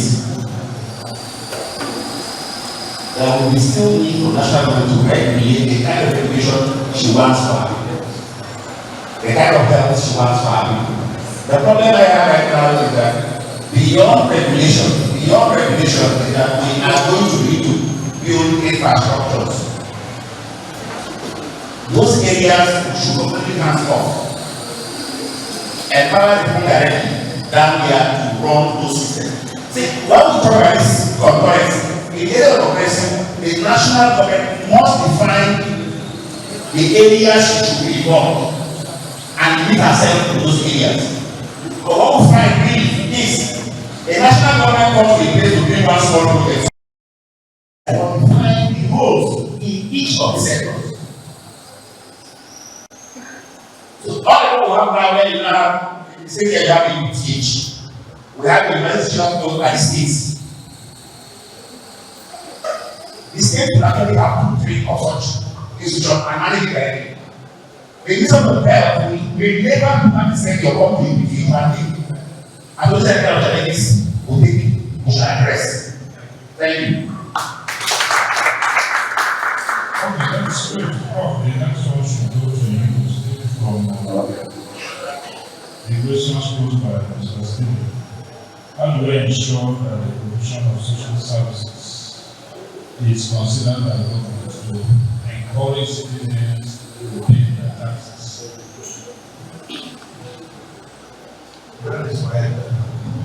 That's why social infrastructure is what we see that I think there's improvements compared with 1999. I think I can see the roads that the government are doing. When you were like water is very good. Water is one thing that you do. I remember during those days, in the 90s, there's water flowing in those communities. But there's no water. The water is important. Health services, I think, is more about the personnel running those things. But a lot of hospitals are living in general.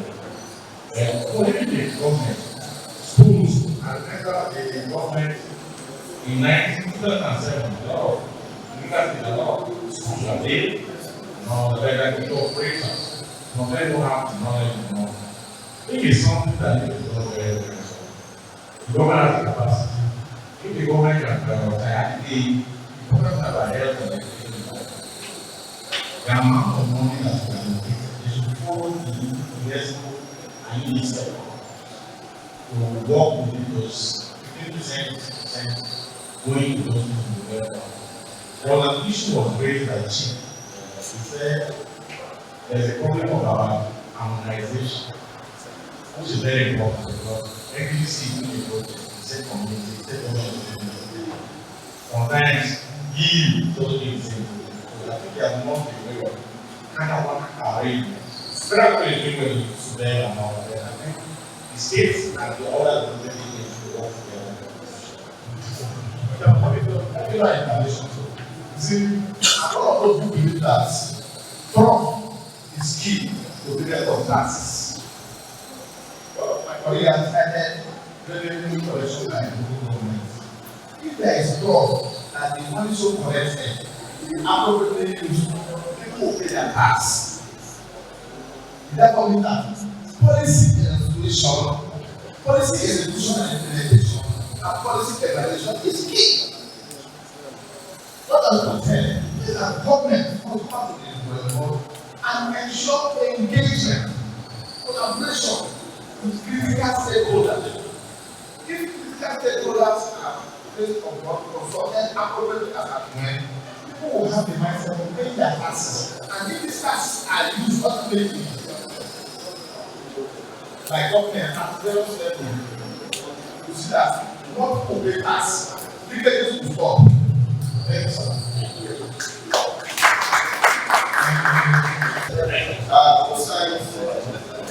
Most times you see that those that are in authority circumvent the laws. We already have those laws. It goes across even in crime. Where if somebody commits crime because he knows he has somebody in government, because he knows the commissioner, because he knows the DPO, and he tells them nothing will happen. That's what has linked to that public official that knows that failure to pay tax has to do with implication. Or because they know the Board of Internal Revenue chairman and all of that. Even if you call, nothing will happen. That's why it continues. I think that we should do more on implementing the law. We have laws already in this country, but we are failed to apply the law. Thank you. Let me add to the auditor, you have a law which protects you, right? The Whistleblower Act. In fact, you can make money from that information you have. Be a whistleblower. report that, even if you discover it because of your professional job, to help us in the country, you should go and report and say this person has failed to pay tax. Any money to recover, you have a percentage of it. And that's why that law was made to encourage us. So Nigerians should also sit up. Everything is not government. You see somebody committing a crime, you say, this man is a good man. You cannot do anything.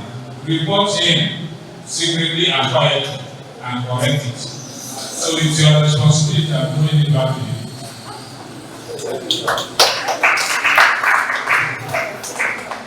The other question is, I think we're taking off from mine, so we'll take a question from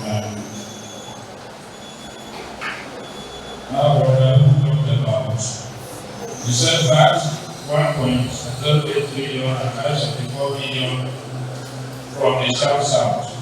And then he suggested that the tax law should consider 50-50 for equity and derivation. That is a suggestion, not a question. So your suggestion is noted. Perhaps because of the debate, these issues will come up. And I pray that when the code will be made open, you can come and make that suggestion what is noted. Why would the NPC not construct the enemy road? Well, the enemy road is not on the East West Road, and it's been a budget for investment and funded through the budget. So it might not be a wise decision to pull it out now and expect the NPC to do it. That does not stop us from wishing that the NPC should come into support. But taking it out of the budget cannot be in the interest of the South. The 10% reservation for oil producing communities. Why should states include it in their budget? I will allow Patrick to provide the solution.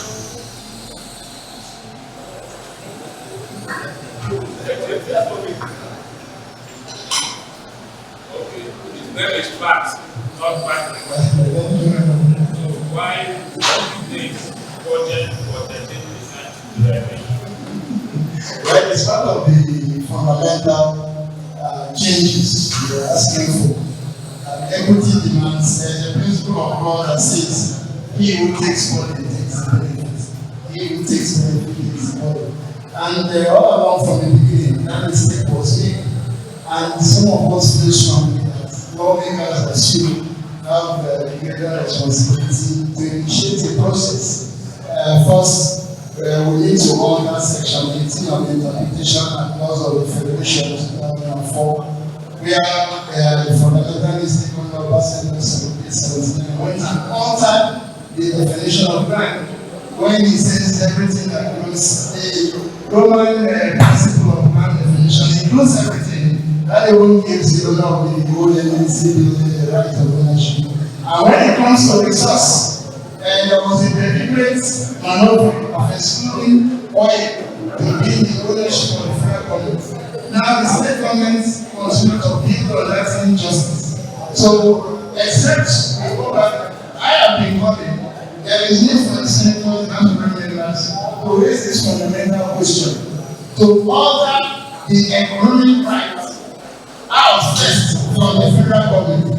Then we can be better placed to correct the state government not to use that 13% for budget allocation, but directly to those who actually take the or bear the burden of negative impact. Like it's not in another day, the children are not council, like it's done in Texas. So we need to take it from where the affiliation begins, which is the notions of federal laws that has incapacitated the state. So the state is making all that mistake.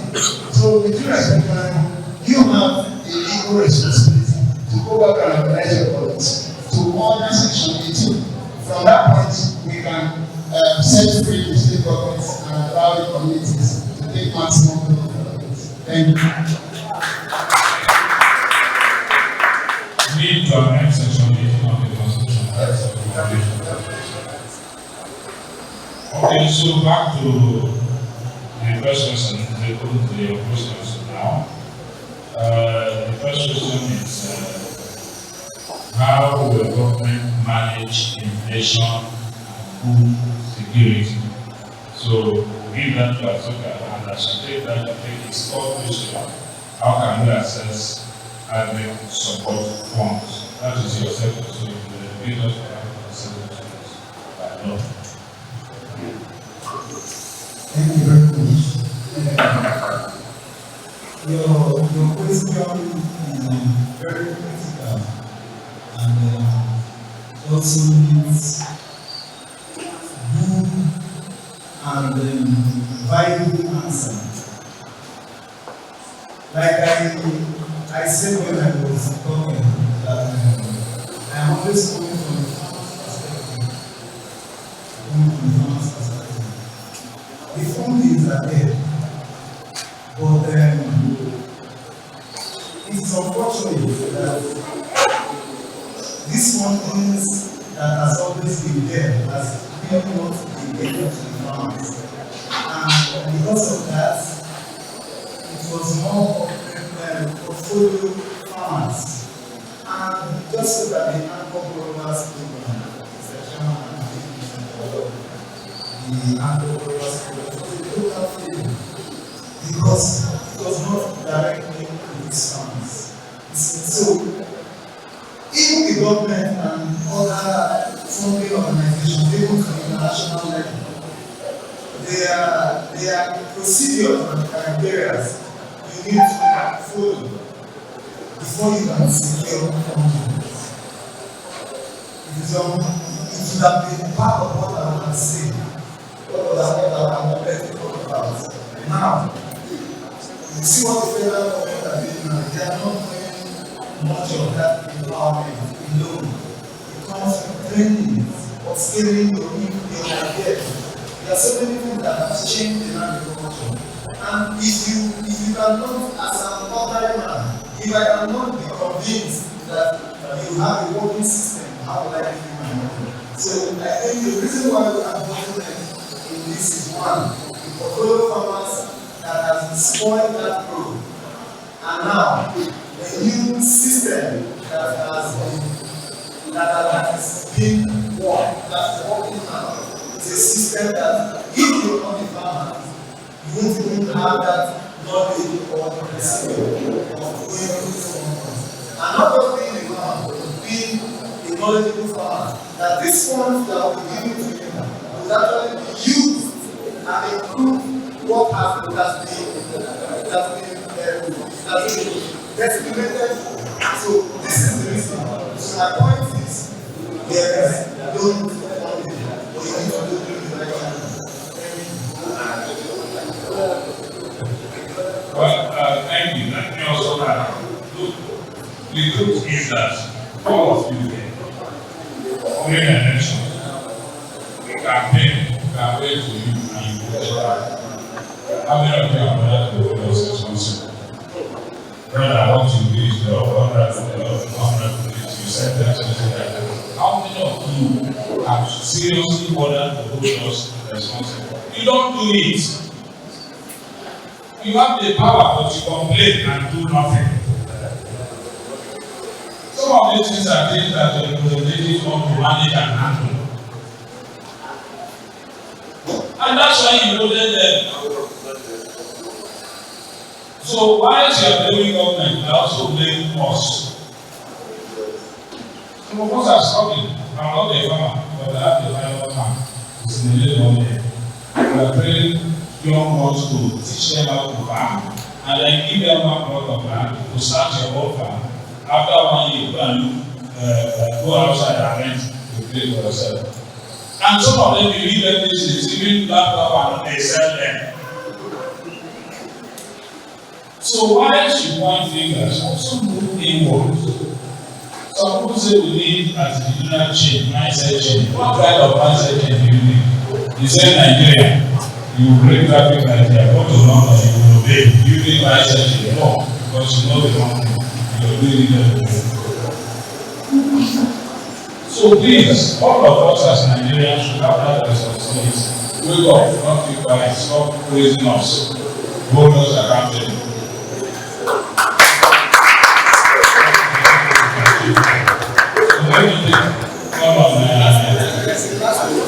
We still have 2 more questions.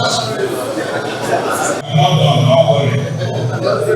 I'm in a hurry to run away from here, so, but we're not done. Now, the other question you asked, you also asked, how can we manage fuel subsidy removal with the increasing hunger in society? There is hunger and we have no fuel subsidy. How do we manage it? So I'll pass on to the man. It's difficult to discuss hunger and this where you now also create things that will increase what makes hunger. Because what it is, but I'll start this way first. When I talk about the fact that one of the biggest contributions to inflation in the country today is actually food. There are 3 things we do that.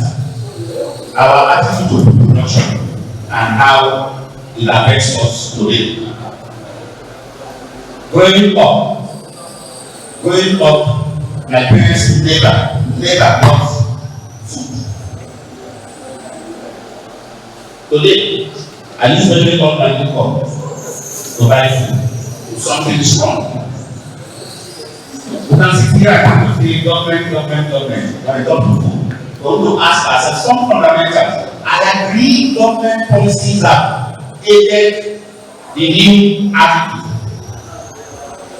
I can tell you here, I don't know what's in our yard. The first thing we do today is to build a house, a plot of land. The next thing is to put interlock on the ground. Where do you get it from? A river state here, we also have to call Ogunigari. We have a Munyam. Why do you pray that? Today, where are they? You go to today, you find outside camp. We don't have another goat to eat. We have the goats. Something is wrong. Apart from government, so we need to also do some attitudinal change as a people. Fuel subsidy is one thing. Perhaps fuel subsidy is one direction to change costs in our head. And that's the reduced problem. I used to drive 5 cars before I can do the bigger. And I'm sure this fuel subsidy came on soon. I said the driver to run that I think the goes. Instead of running the second car. But it cost me more of driving the cars. We must change that thing. The places with sites have control on consumption. We must learn to compete. Manage our consumption. But before we take the last question from me, the man will also disagree with you. You know who kill us. Because we want us to change. You don't kill your son because your son wants to change. Yes, fuel subsidy, sincerely I support fuel subsidy. But what government failed to do, what the present government failed to do, is to put in place things that will cushion the effect. People removing it. The government was too much in the hurry to remove the subsidy. The subsidy is not in the interest of the ordinary Nigeria, the way it was implemented. People from outside their country come here to buy fuel at subsidized rates and go to their country to sell. So we are subsidizing all our neighboring countries. And even the amount that they subsidize is 3-4 times much more than what they give to us. But the government ought to plan before taking a decision. And that's why we have that effect. But thank God today, the fuel price is gradually coming down. We pray to God with faith. We pray that that reduction in fuel price should be genuine. And this should continue. Whatever they are doing, let them continue to do it. The last question from you is on the issue of budget and insecurity. How do you reconcile the 2025 budget and provide security? Okay, thank you very much. In terms of the budget performance and insecurity, to an extent, I would say the government has done slightly better than what they used to do. You are agree with me that the insecurity Nigerian nationally. The Boko Haram issue has been different. The kidnapping, the insurgency, everything has gradually reduced. But there are more to be done. Now, another thing we need to address is the government trying to use security to siphon funds. Every government has security food. Every president has security food. Every local government chairman has security food. And you agree with me that these security foods are not accounted for. And because it is not accounted for, that becomes an avenue for them. You see a local government chairman, 1 billion is security food for the moon. So what allocation comes, he removes that 1 billion because it's security food and it is not accounted for. The state government gets allocation, he removes 10 billion for security. It becomes a security food because it is not accounted for. So that's another thing we need to address. If we must allow the budget and the security provision for the budget to function. Then another thing they need to do, somebody has said, is security, we call it soft security. You need to empower people. You need to empower people. Obviously, a lot of people are even crying because they don't have other means. Some of you go to the east, some of these are blue cross men, you go to the north, and some of them are the because they want to come to give you 50,000. Some people who are not involved in kidnapping, if you hear what they give them, 50,000, they give them gun. Oh, when you come to me, means of survival. So the government has to be deliberate in trying to empower people.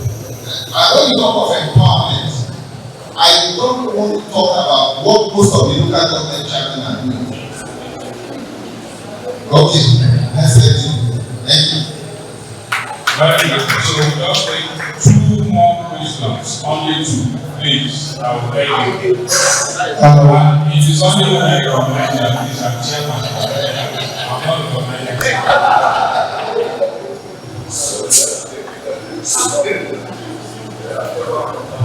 Mr. Chairman, we have a youth with some questions.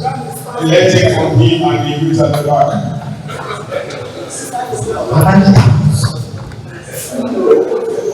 Okay, very good. I have this question that's actually belongs to my mind.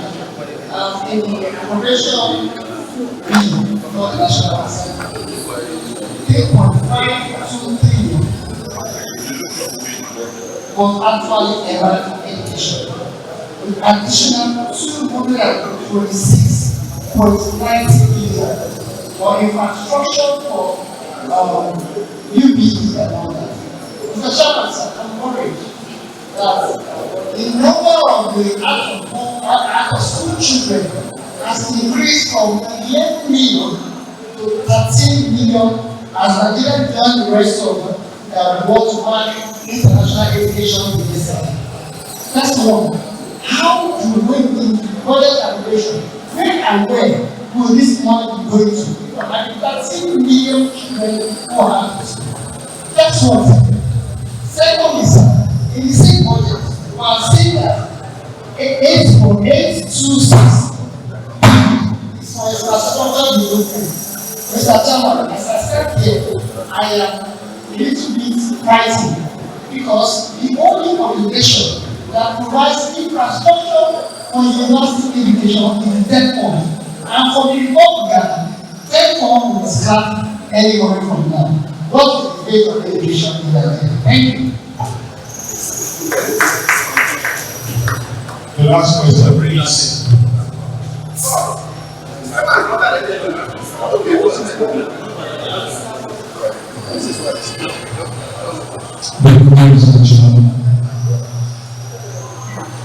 My name is Asmichi Farm. I was there 5 years ago, just on that issue. As a youngster, for a luncheon organized by the member representing Farmer, Mr. Shiri, and we empower those as farmers. I got 1K of catfish and the farmer. That actually improved and gave me a hearing.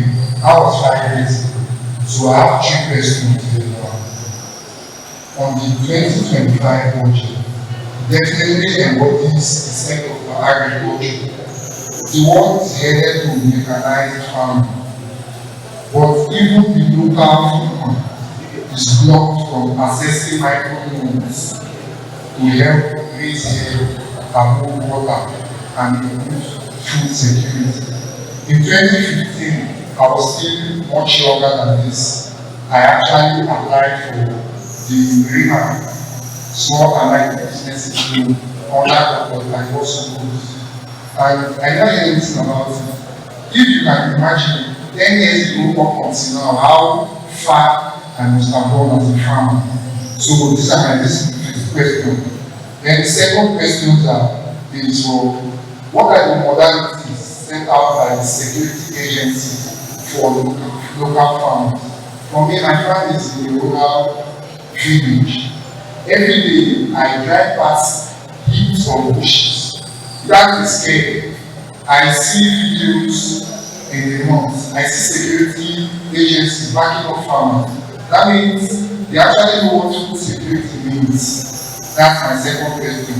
Then on the Nigerian budget, even though it encapsulates power generation, we as farmers, we have power challenge because we have a lot to fill the water. What and the electricity tariff increases, what are the modalities set out for common farm? Thank you.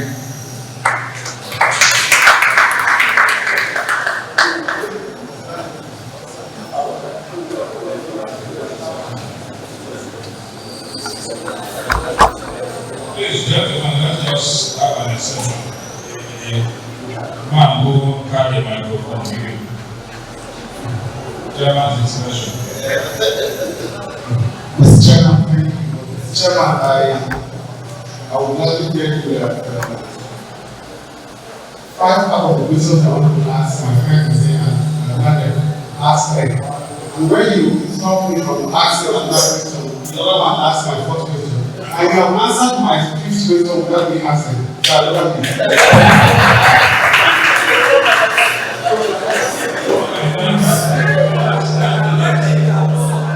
Let's go back to the answers. Sorry, sir, that's the last question. Let's go back to the answers for the issue of agriculture. We were here in Christians to invest in solar, power and water, provision to the rural farmers, and the other one is security for rural farmers. So just give us your suggestions, what you think should be done.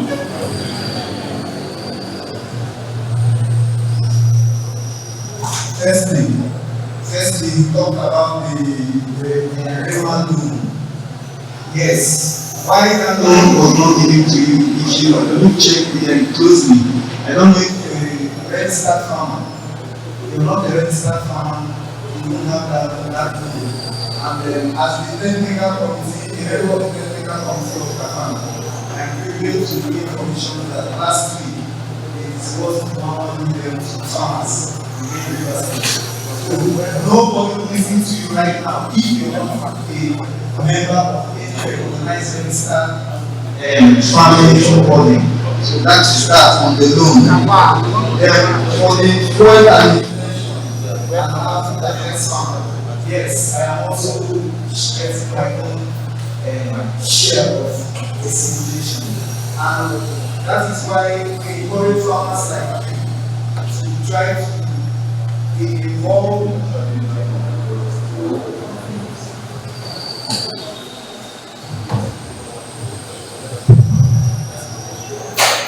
That is why people like you should be involved in activities of farmers. After now, I will then see you and introduce you to the Innovative Farmers Forum, where you get updates on how resilient farmers like you trying to see how we can upscale our skill. There's nothing we can do, but that's happened, and that is what has happened. We have people from the national level that are also complaining, but believe me, it is not as easy as the and this is the direct cost of production. So I'll just introduce you to this room. We need to follow farmers and rivers to see how we're also trying to see how we can secure ourselves. So that's what that. Lastly, security for farming. Yes, as a businessman, agriculture is no more in way of life. Like don't say you shouldn't just talk about the government, or you should just talk about ourselves.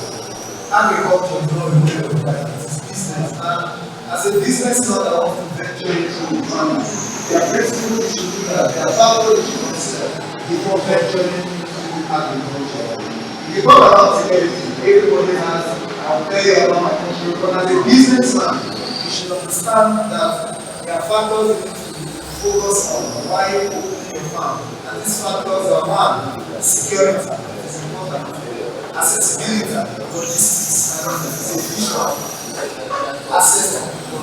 So we need to factor this, and let's not stop blaming our government on growth we can make. We need to factor this before we can even think of eventually. Thank you very much. A little advice in terms of security. Now, of course, your farm is your property, and you must protect it. Now, depending on the location of the farm, that some people, because security is very expensive, but there are some easy ways you can go out, you can get it. But sometimes, maybe the place is fenced, you can get it. Sometimes you can feed it off from some other feed there, and with the dog in that premises, you will be sure that no intruder will enter there to steal your products. Thank you. So I don't want to associate my idea talking about job creation, because we all agree agriculture is a major component for job creation. You have not talked about water power supply. In my opinion, I want to suggest, I think whenever we need to take it up there, let's make the national policy. This PP comes handy when it has to do with farmers. They need to, engage them at their level, introduce technical and financial partners. Let it be a national policy. In other sectors, what we have to do with physical land, you should focus more on regulation. You go about, ensuring that policies that will bring about production is followed religiously. That is what is done. But we don't have such policy. So if we have power challenge water, the federal government should be concerned in collaboration with the state that XYZ farmers have this challenge. Who are the power agencies, who are the other agencies, and ensure that there is no promotion. Let's make it a national policy. I'm sure if we do that, we're going to encourage the whole of them that are in their business level to come into much more of a commercial level of farming, and to be good for all of us. We'll be happy.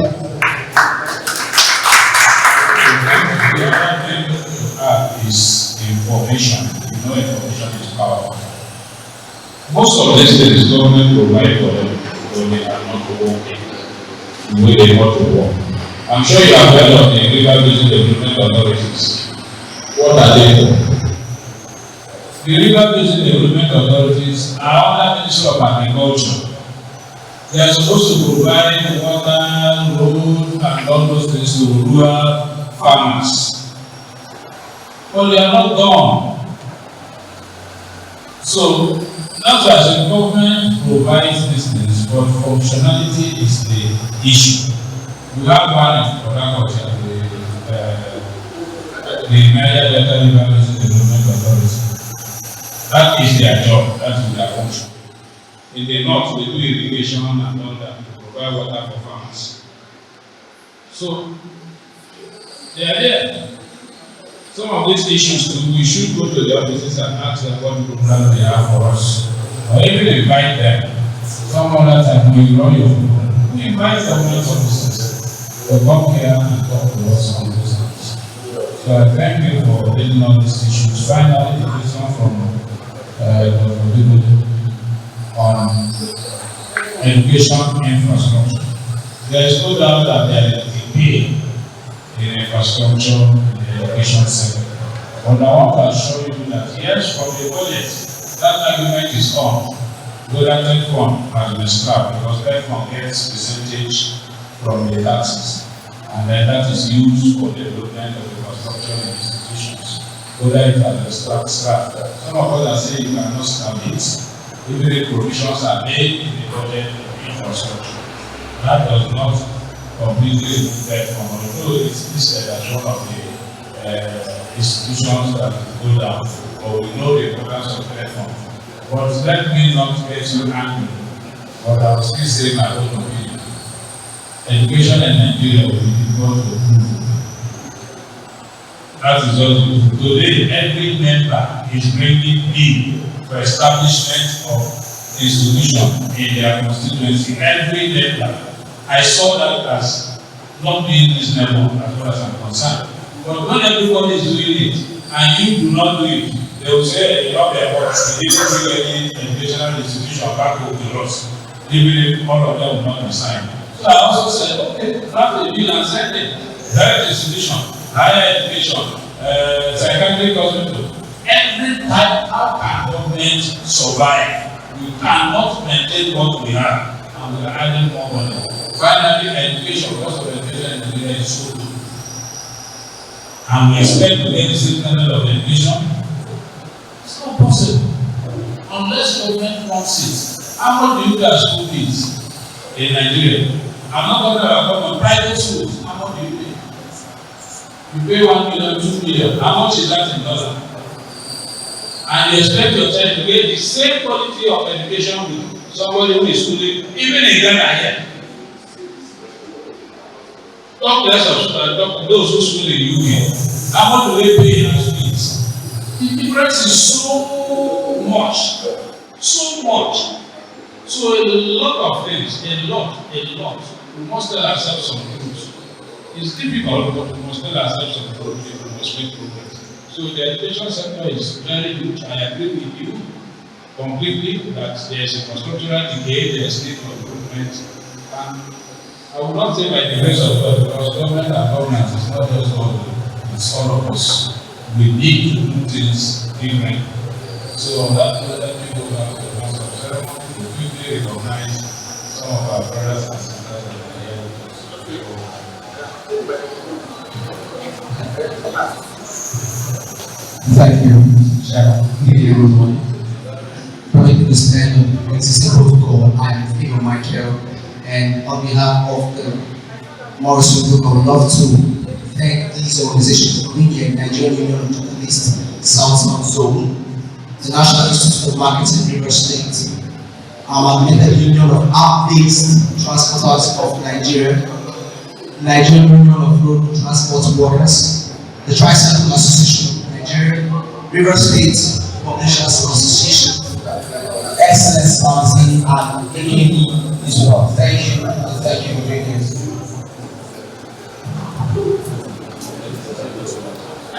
No. System network, essential partners who intentionally enlighten us with the 2025 appropriation bill, take the wallet of restoration by the federal government. So that next one, Chairman, Vice President Oki, Chief Justice, this is our Minority Leader House of Representatives, National Assembly.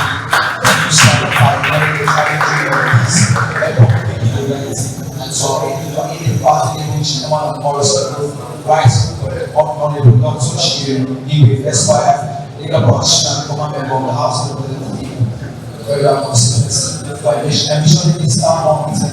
And finally, to our dearly esteemed guests, thank you for sitting down with Susan all the invitations. Long live Nigeria, long live Nigeria, and everyone.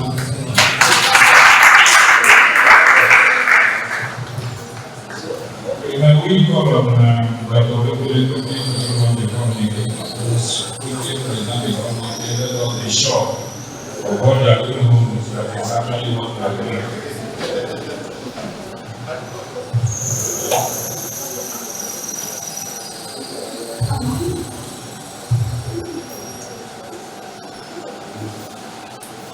Community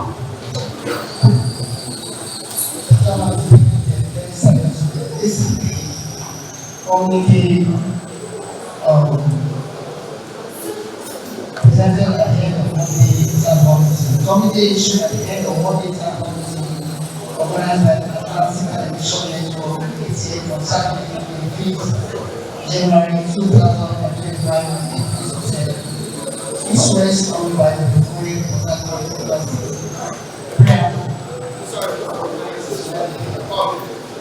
the sound is organized by the Atlantic Television Network participation and response of the thanks to all the participation, securities, and building prosperity, the proposal of continental assembly. What seeks to address the armed challenges are focusing on security, infrastructure, human capital, and economic stability. Breakdown of budget that shows the establishment of continental assembly, projected revenue at 4.8 budget at 14.88 billion and debt servicing at 15.81 billion. The keynote presentation was delivered by Honorable Johnson Chairman, the Chairman for Research Communication, owner of the Directors of Atlantic Television Network. Section was decided on the right of location and listeners. Minority House of Representatives. Participants were drawn from members of the educational, academia, non-governmental organization, private and public sector operating and the media. The keynote was picked up by a group of panelists who addressed some sexual challenges, the debt and economic growth, security, agriculture, human capital development, and job creation. Observations. As part of the time of the discourse that made financial education one, inflation has affected food production, which has affected citizens adversely. Two, budget preparation and presentation does not involve participation other than government. 3, participants also observe that there is inequality between various states based on state contribution. 4, participants also observe that the nation is experiencing economic growth, but there is no such concurrent economic development that people that to the masses. 5, participants also feel that all players of government should realize the responsibility as constitutionally created. 6, participants also express some difficulties in assessing agricultural recommendation. The following recommendation that we found simply should encourage and engage in budget presentation and not only them the chance of progress. 2, government should not all access to foreign currency to avoid abuse and money into private funds. 3, government should develop a very robust spending collection system to help all works of indicators. 4, participants also believe that growing sport area and not additional issue of development on the power of planning and such forms should be the interest of the citizens. Number 5, participants also recommended the government should also develop a very much needed financial district planning. 6, tax reforms and laws should be practical to ensure that economic efficiency pay taxes. 7, participants recommended express serious business and government should be intentional about security and take better security lives and property. 8, participants also recommended that government should also consider serving functional security forces. Conclusion. Participants recommended the commission for a citizens town hall initiative and call for widespread participation program for national issues so that every citizen to make their input to family. Thank you.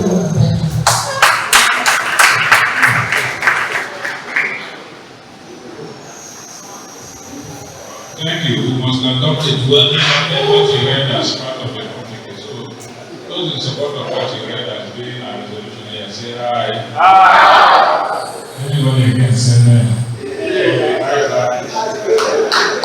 On that note, I want to thank all of you and pray that God will give them the wisdom to start this, will give them the enablement to continue it and it will grow to a higher level. Thank you very much. They will see you again next month.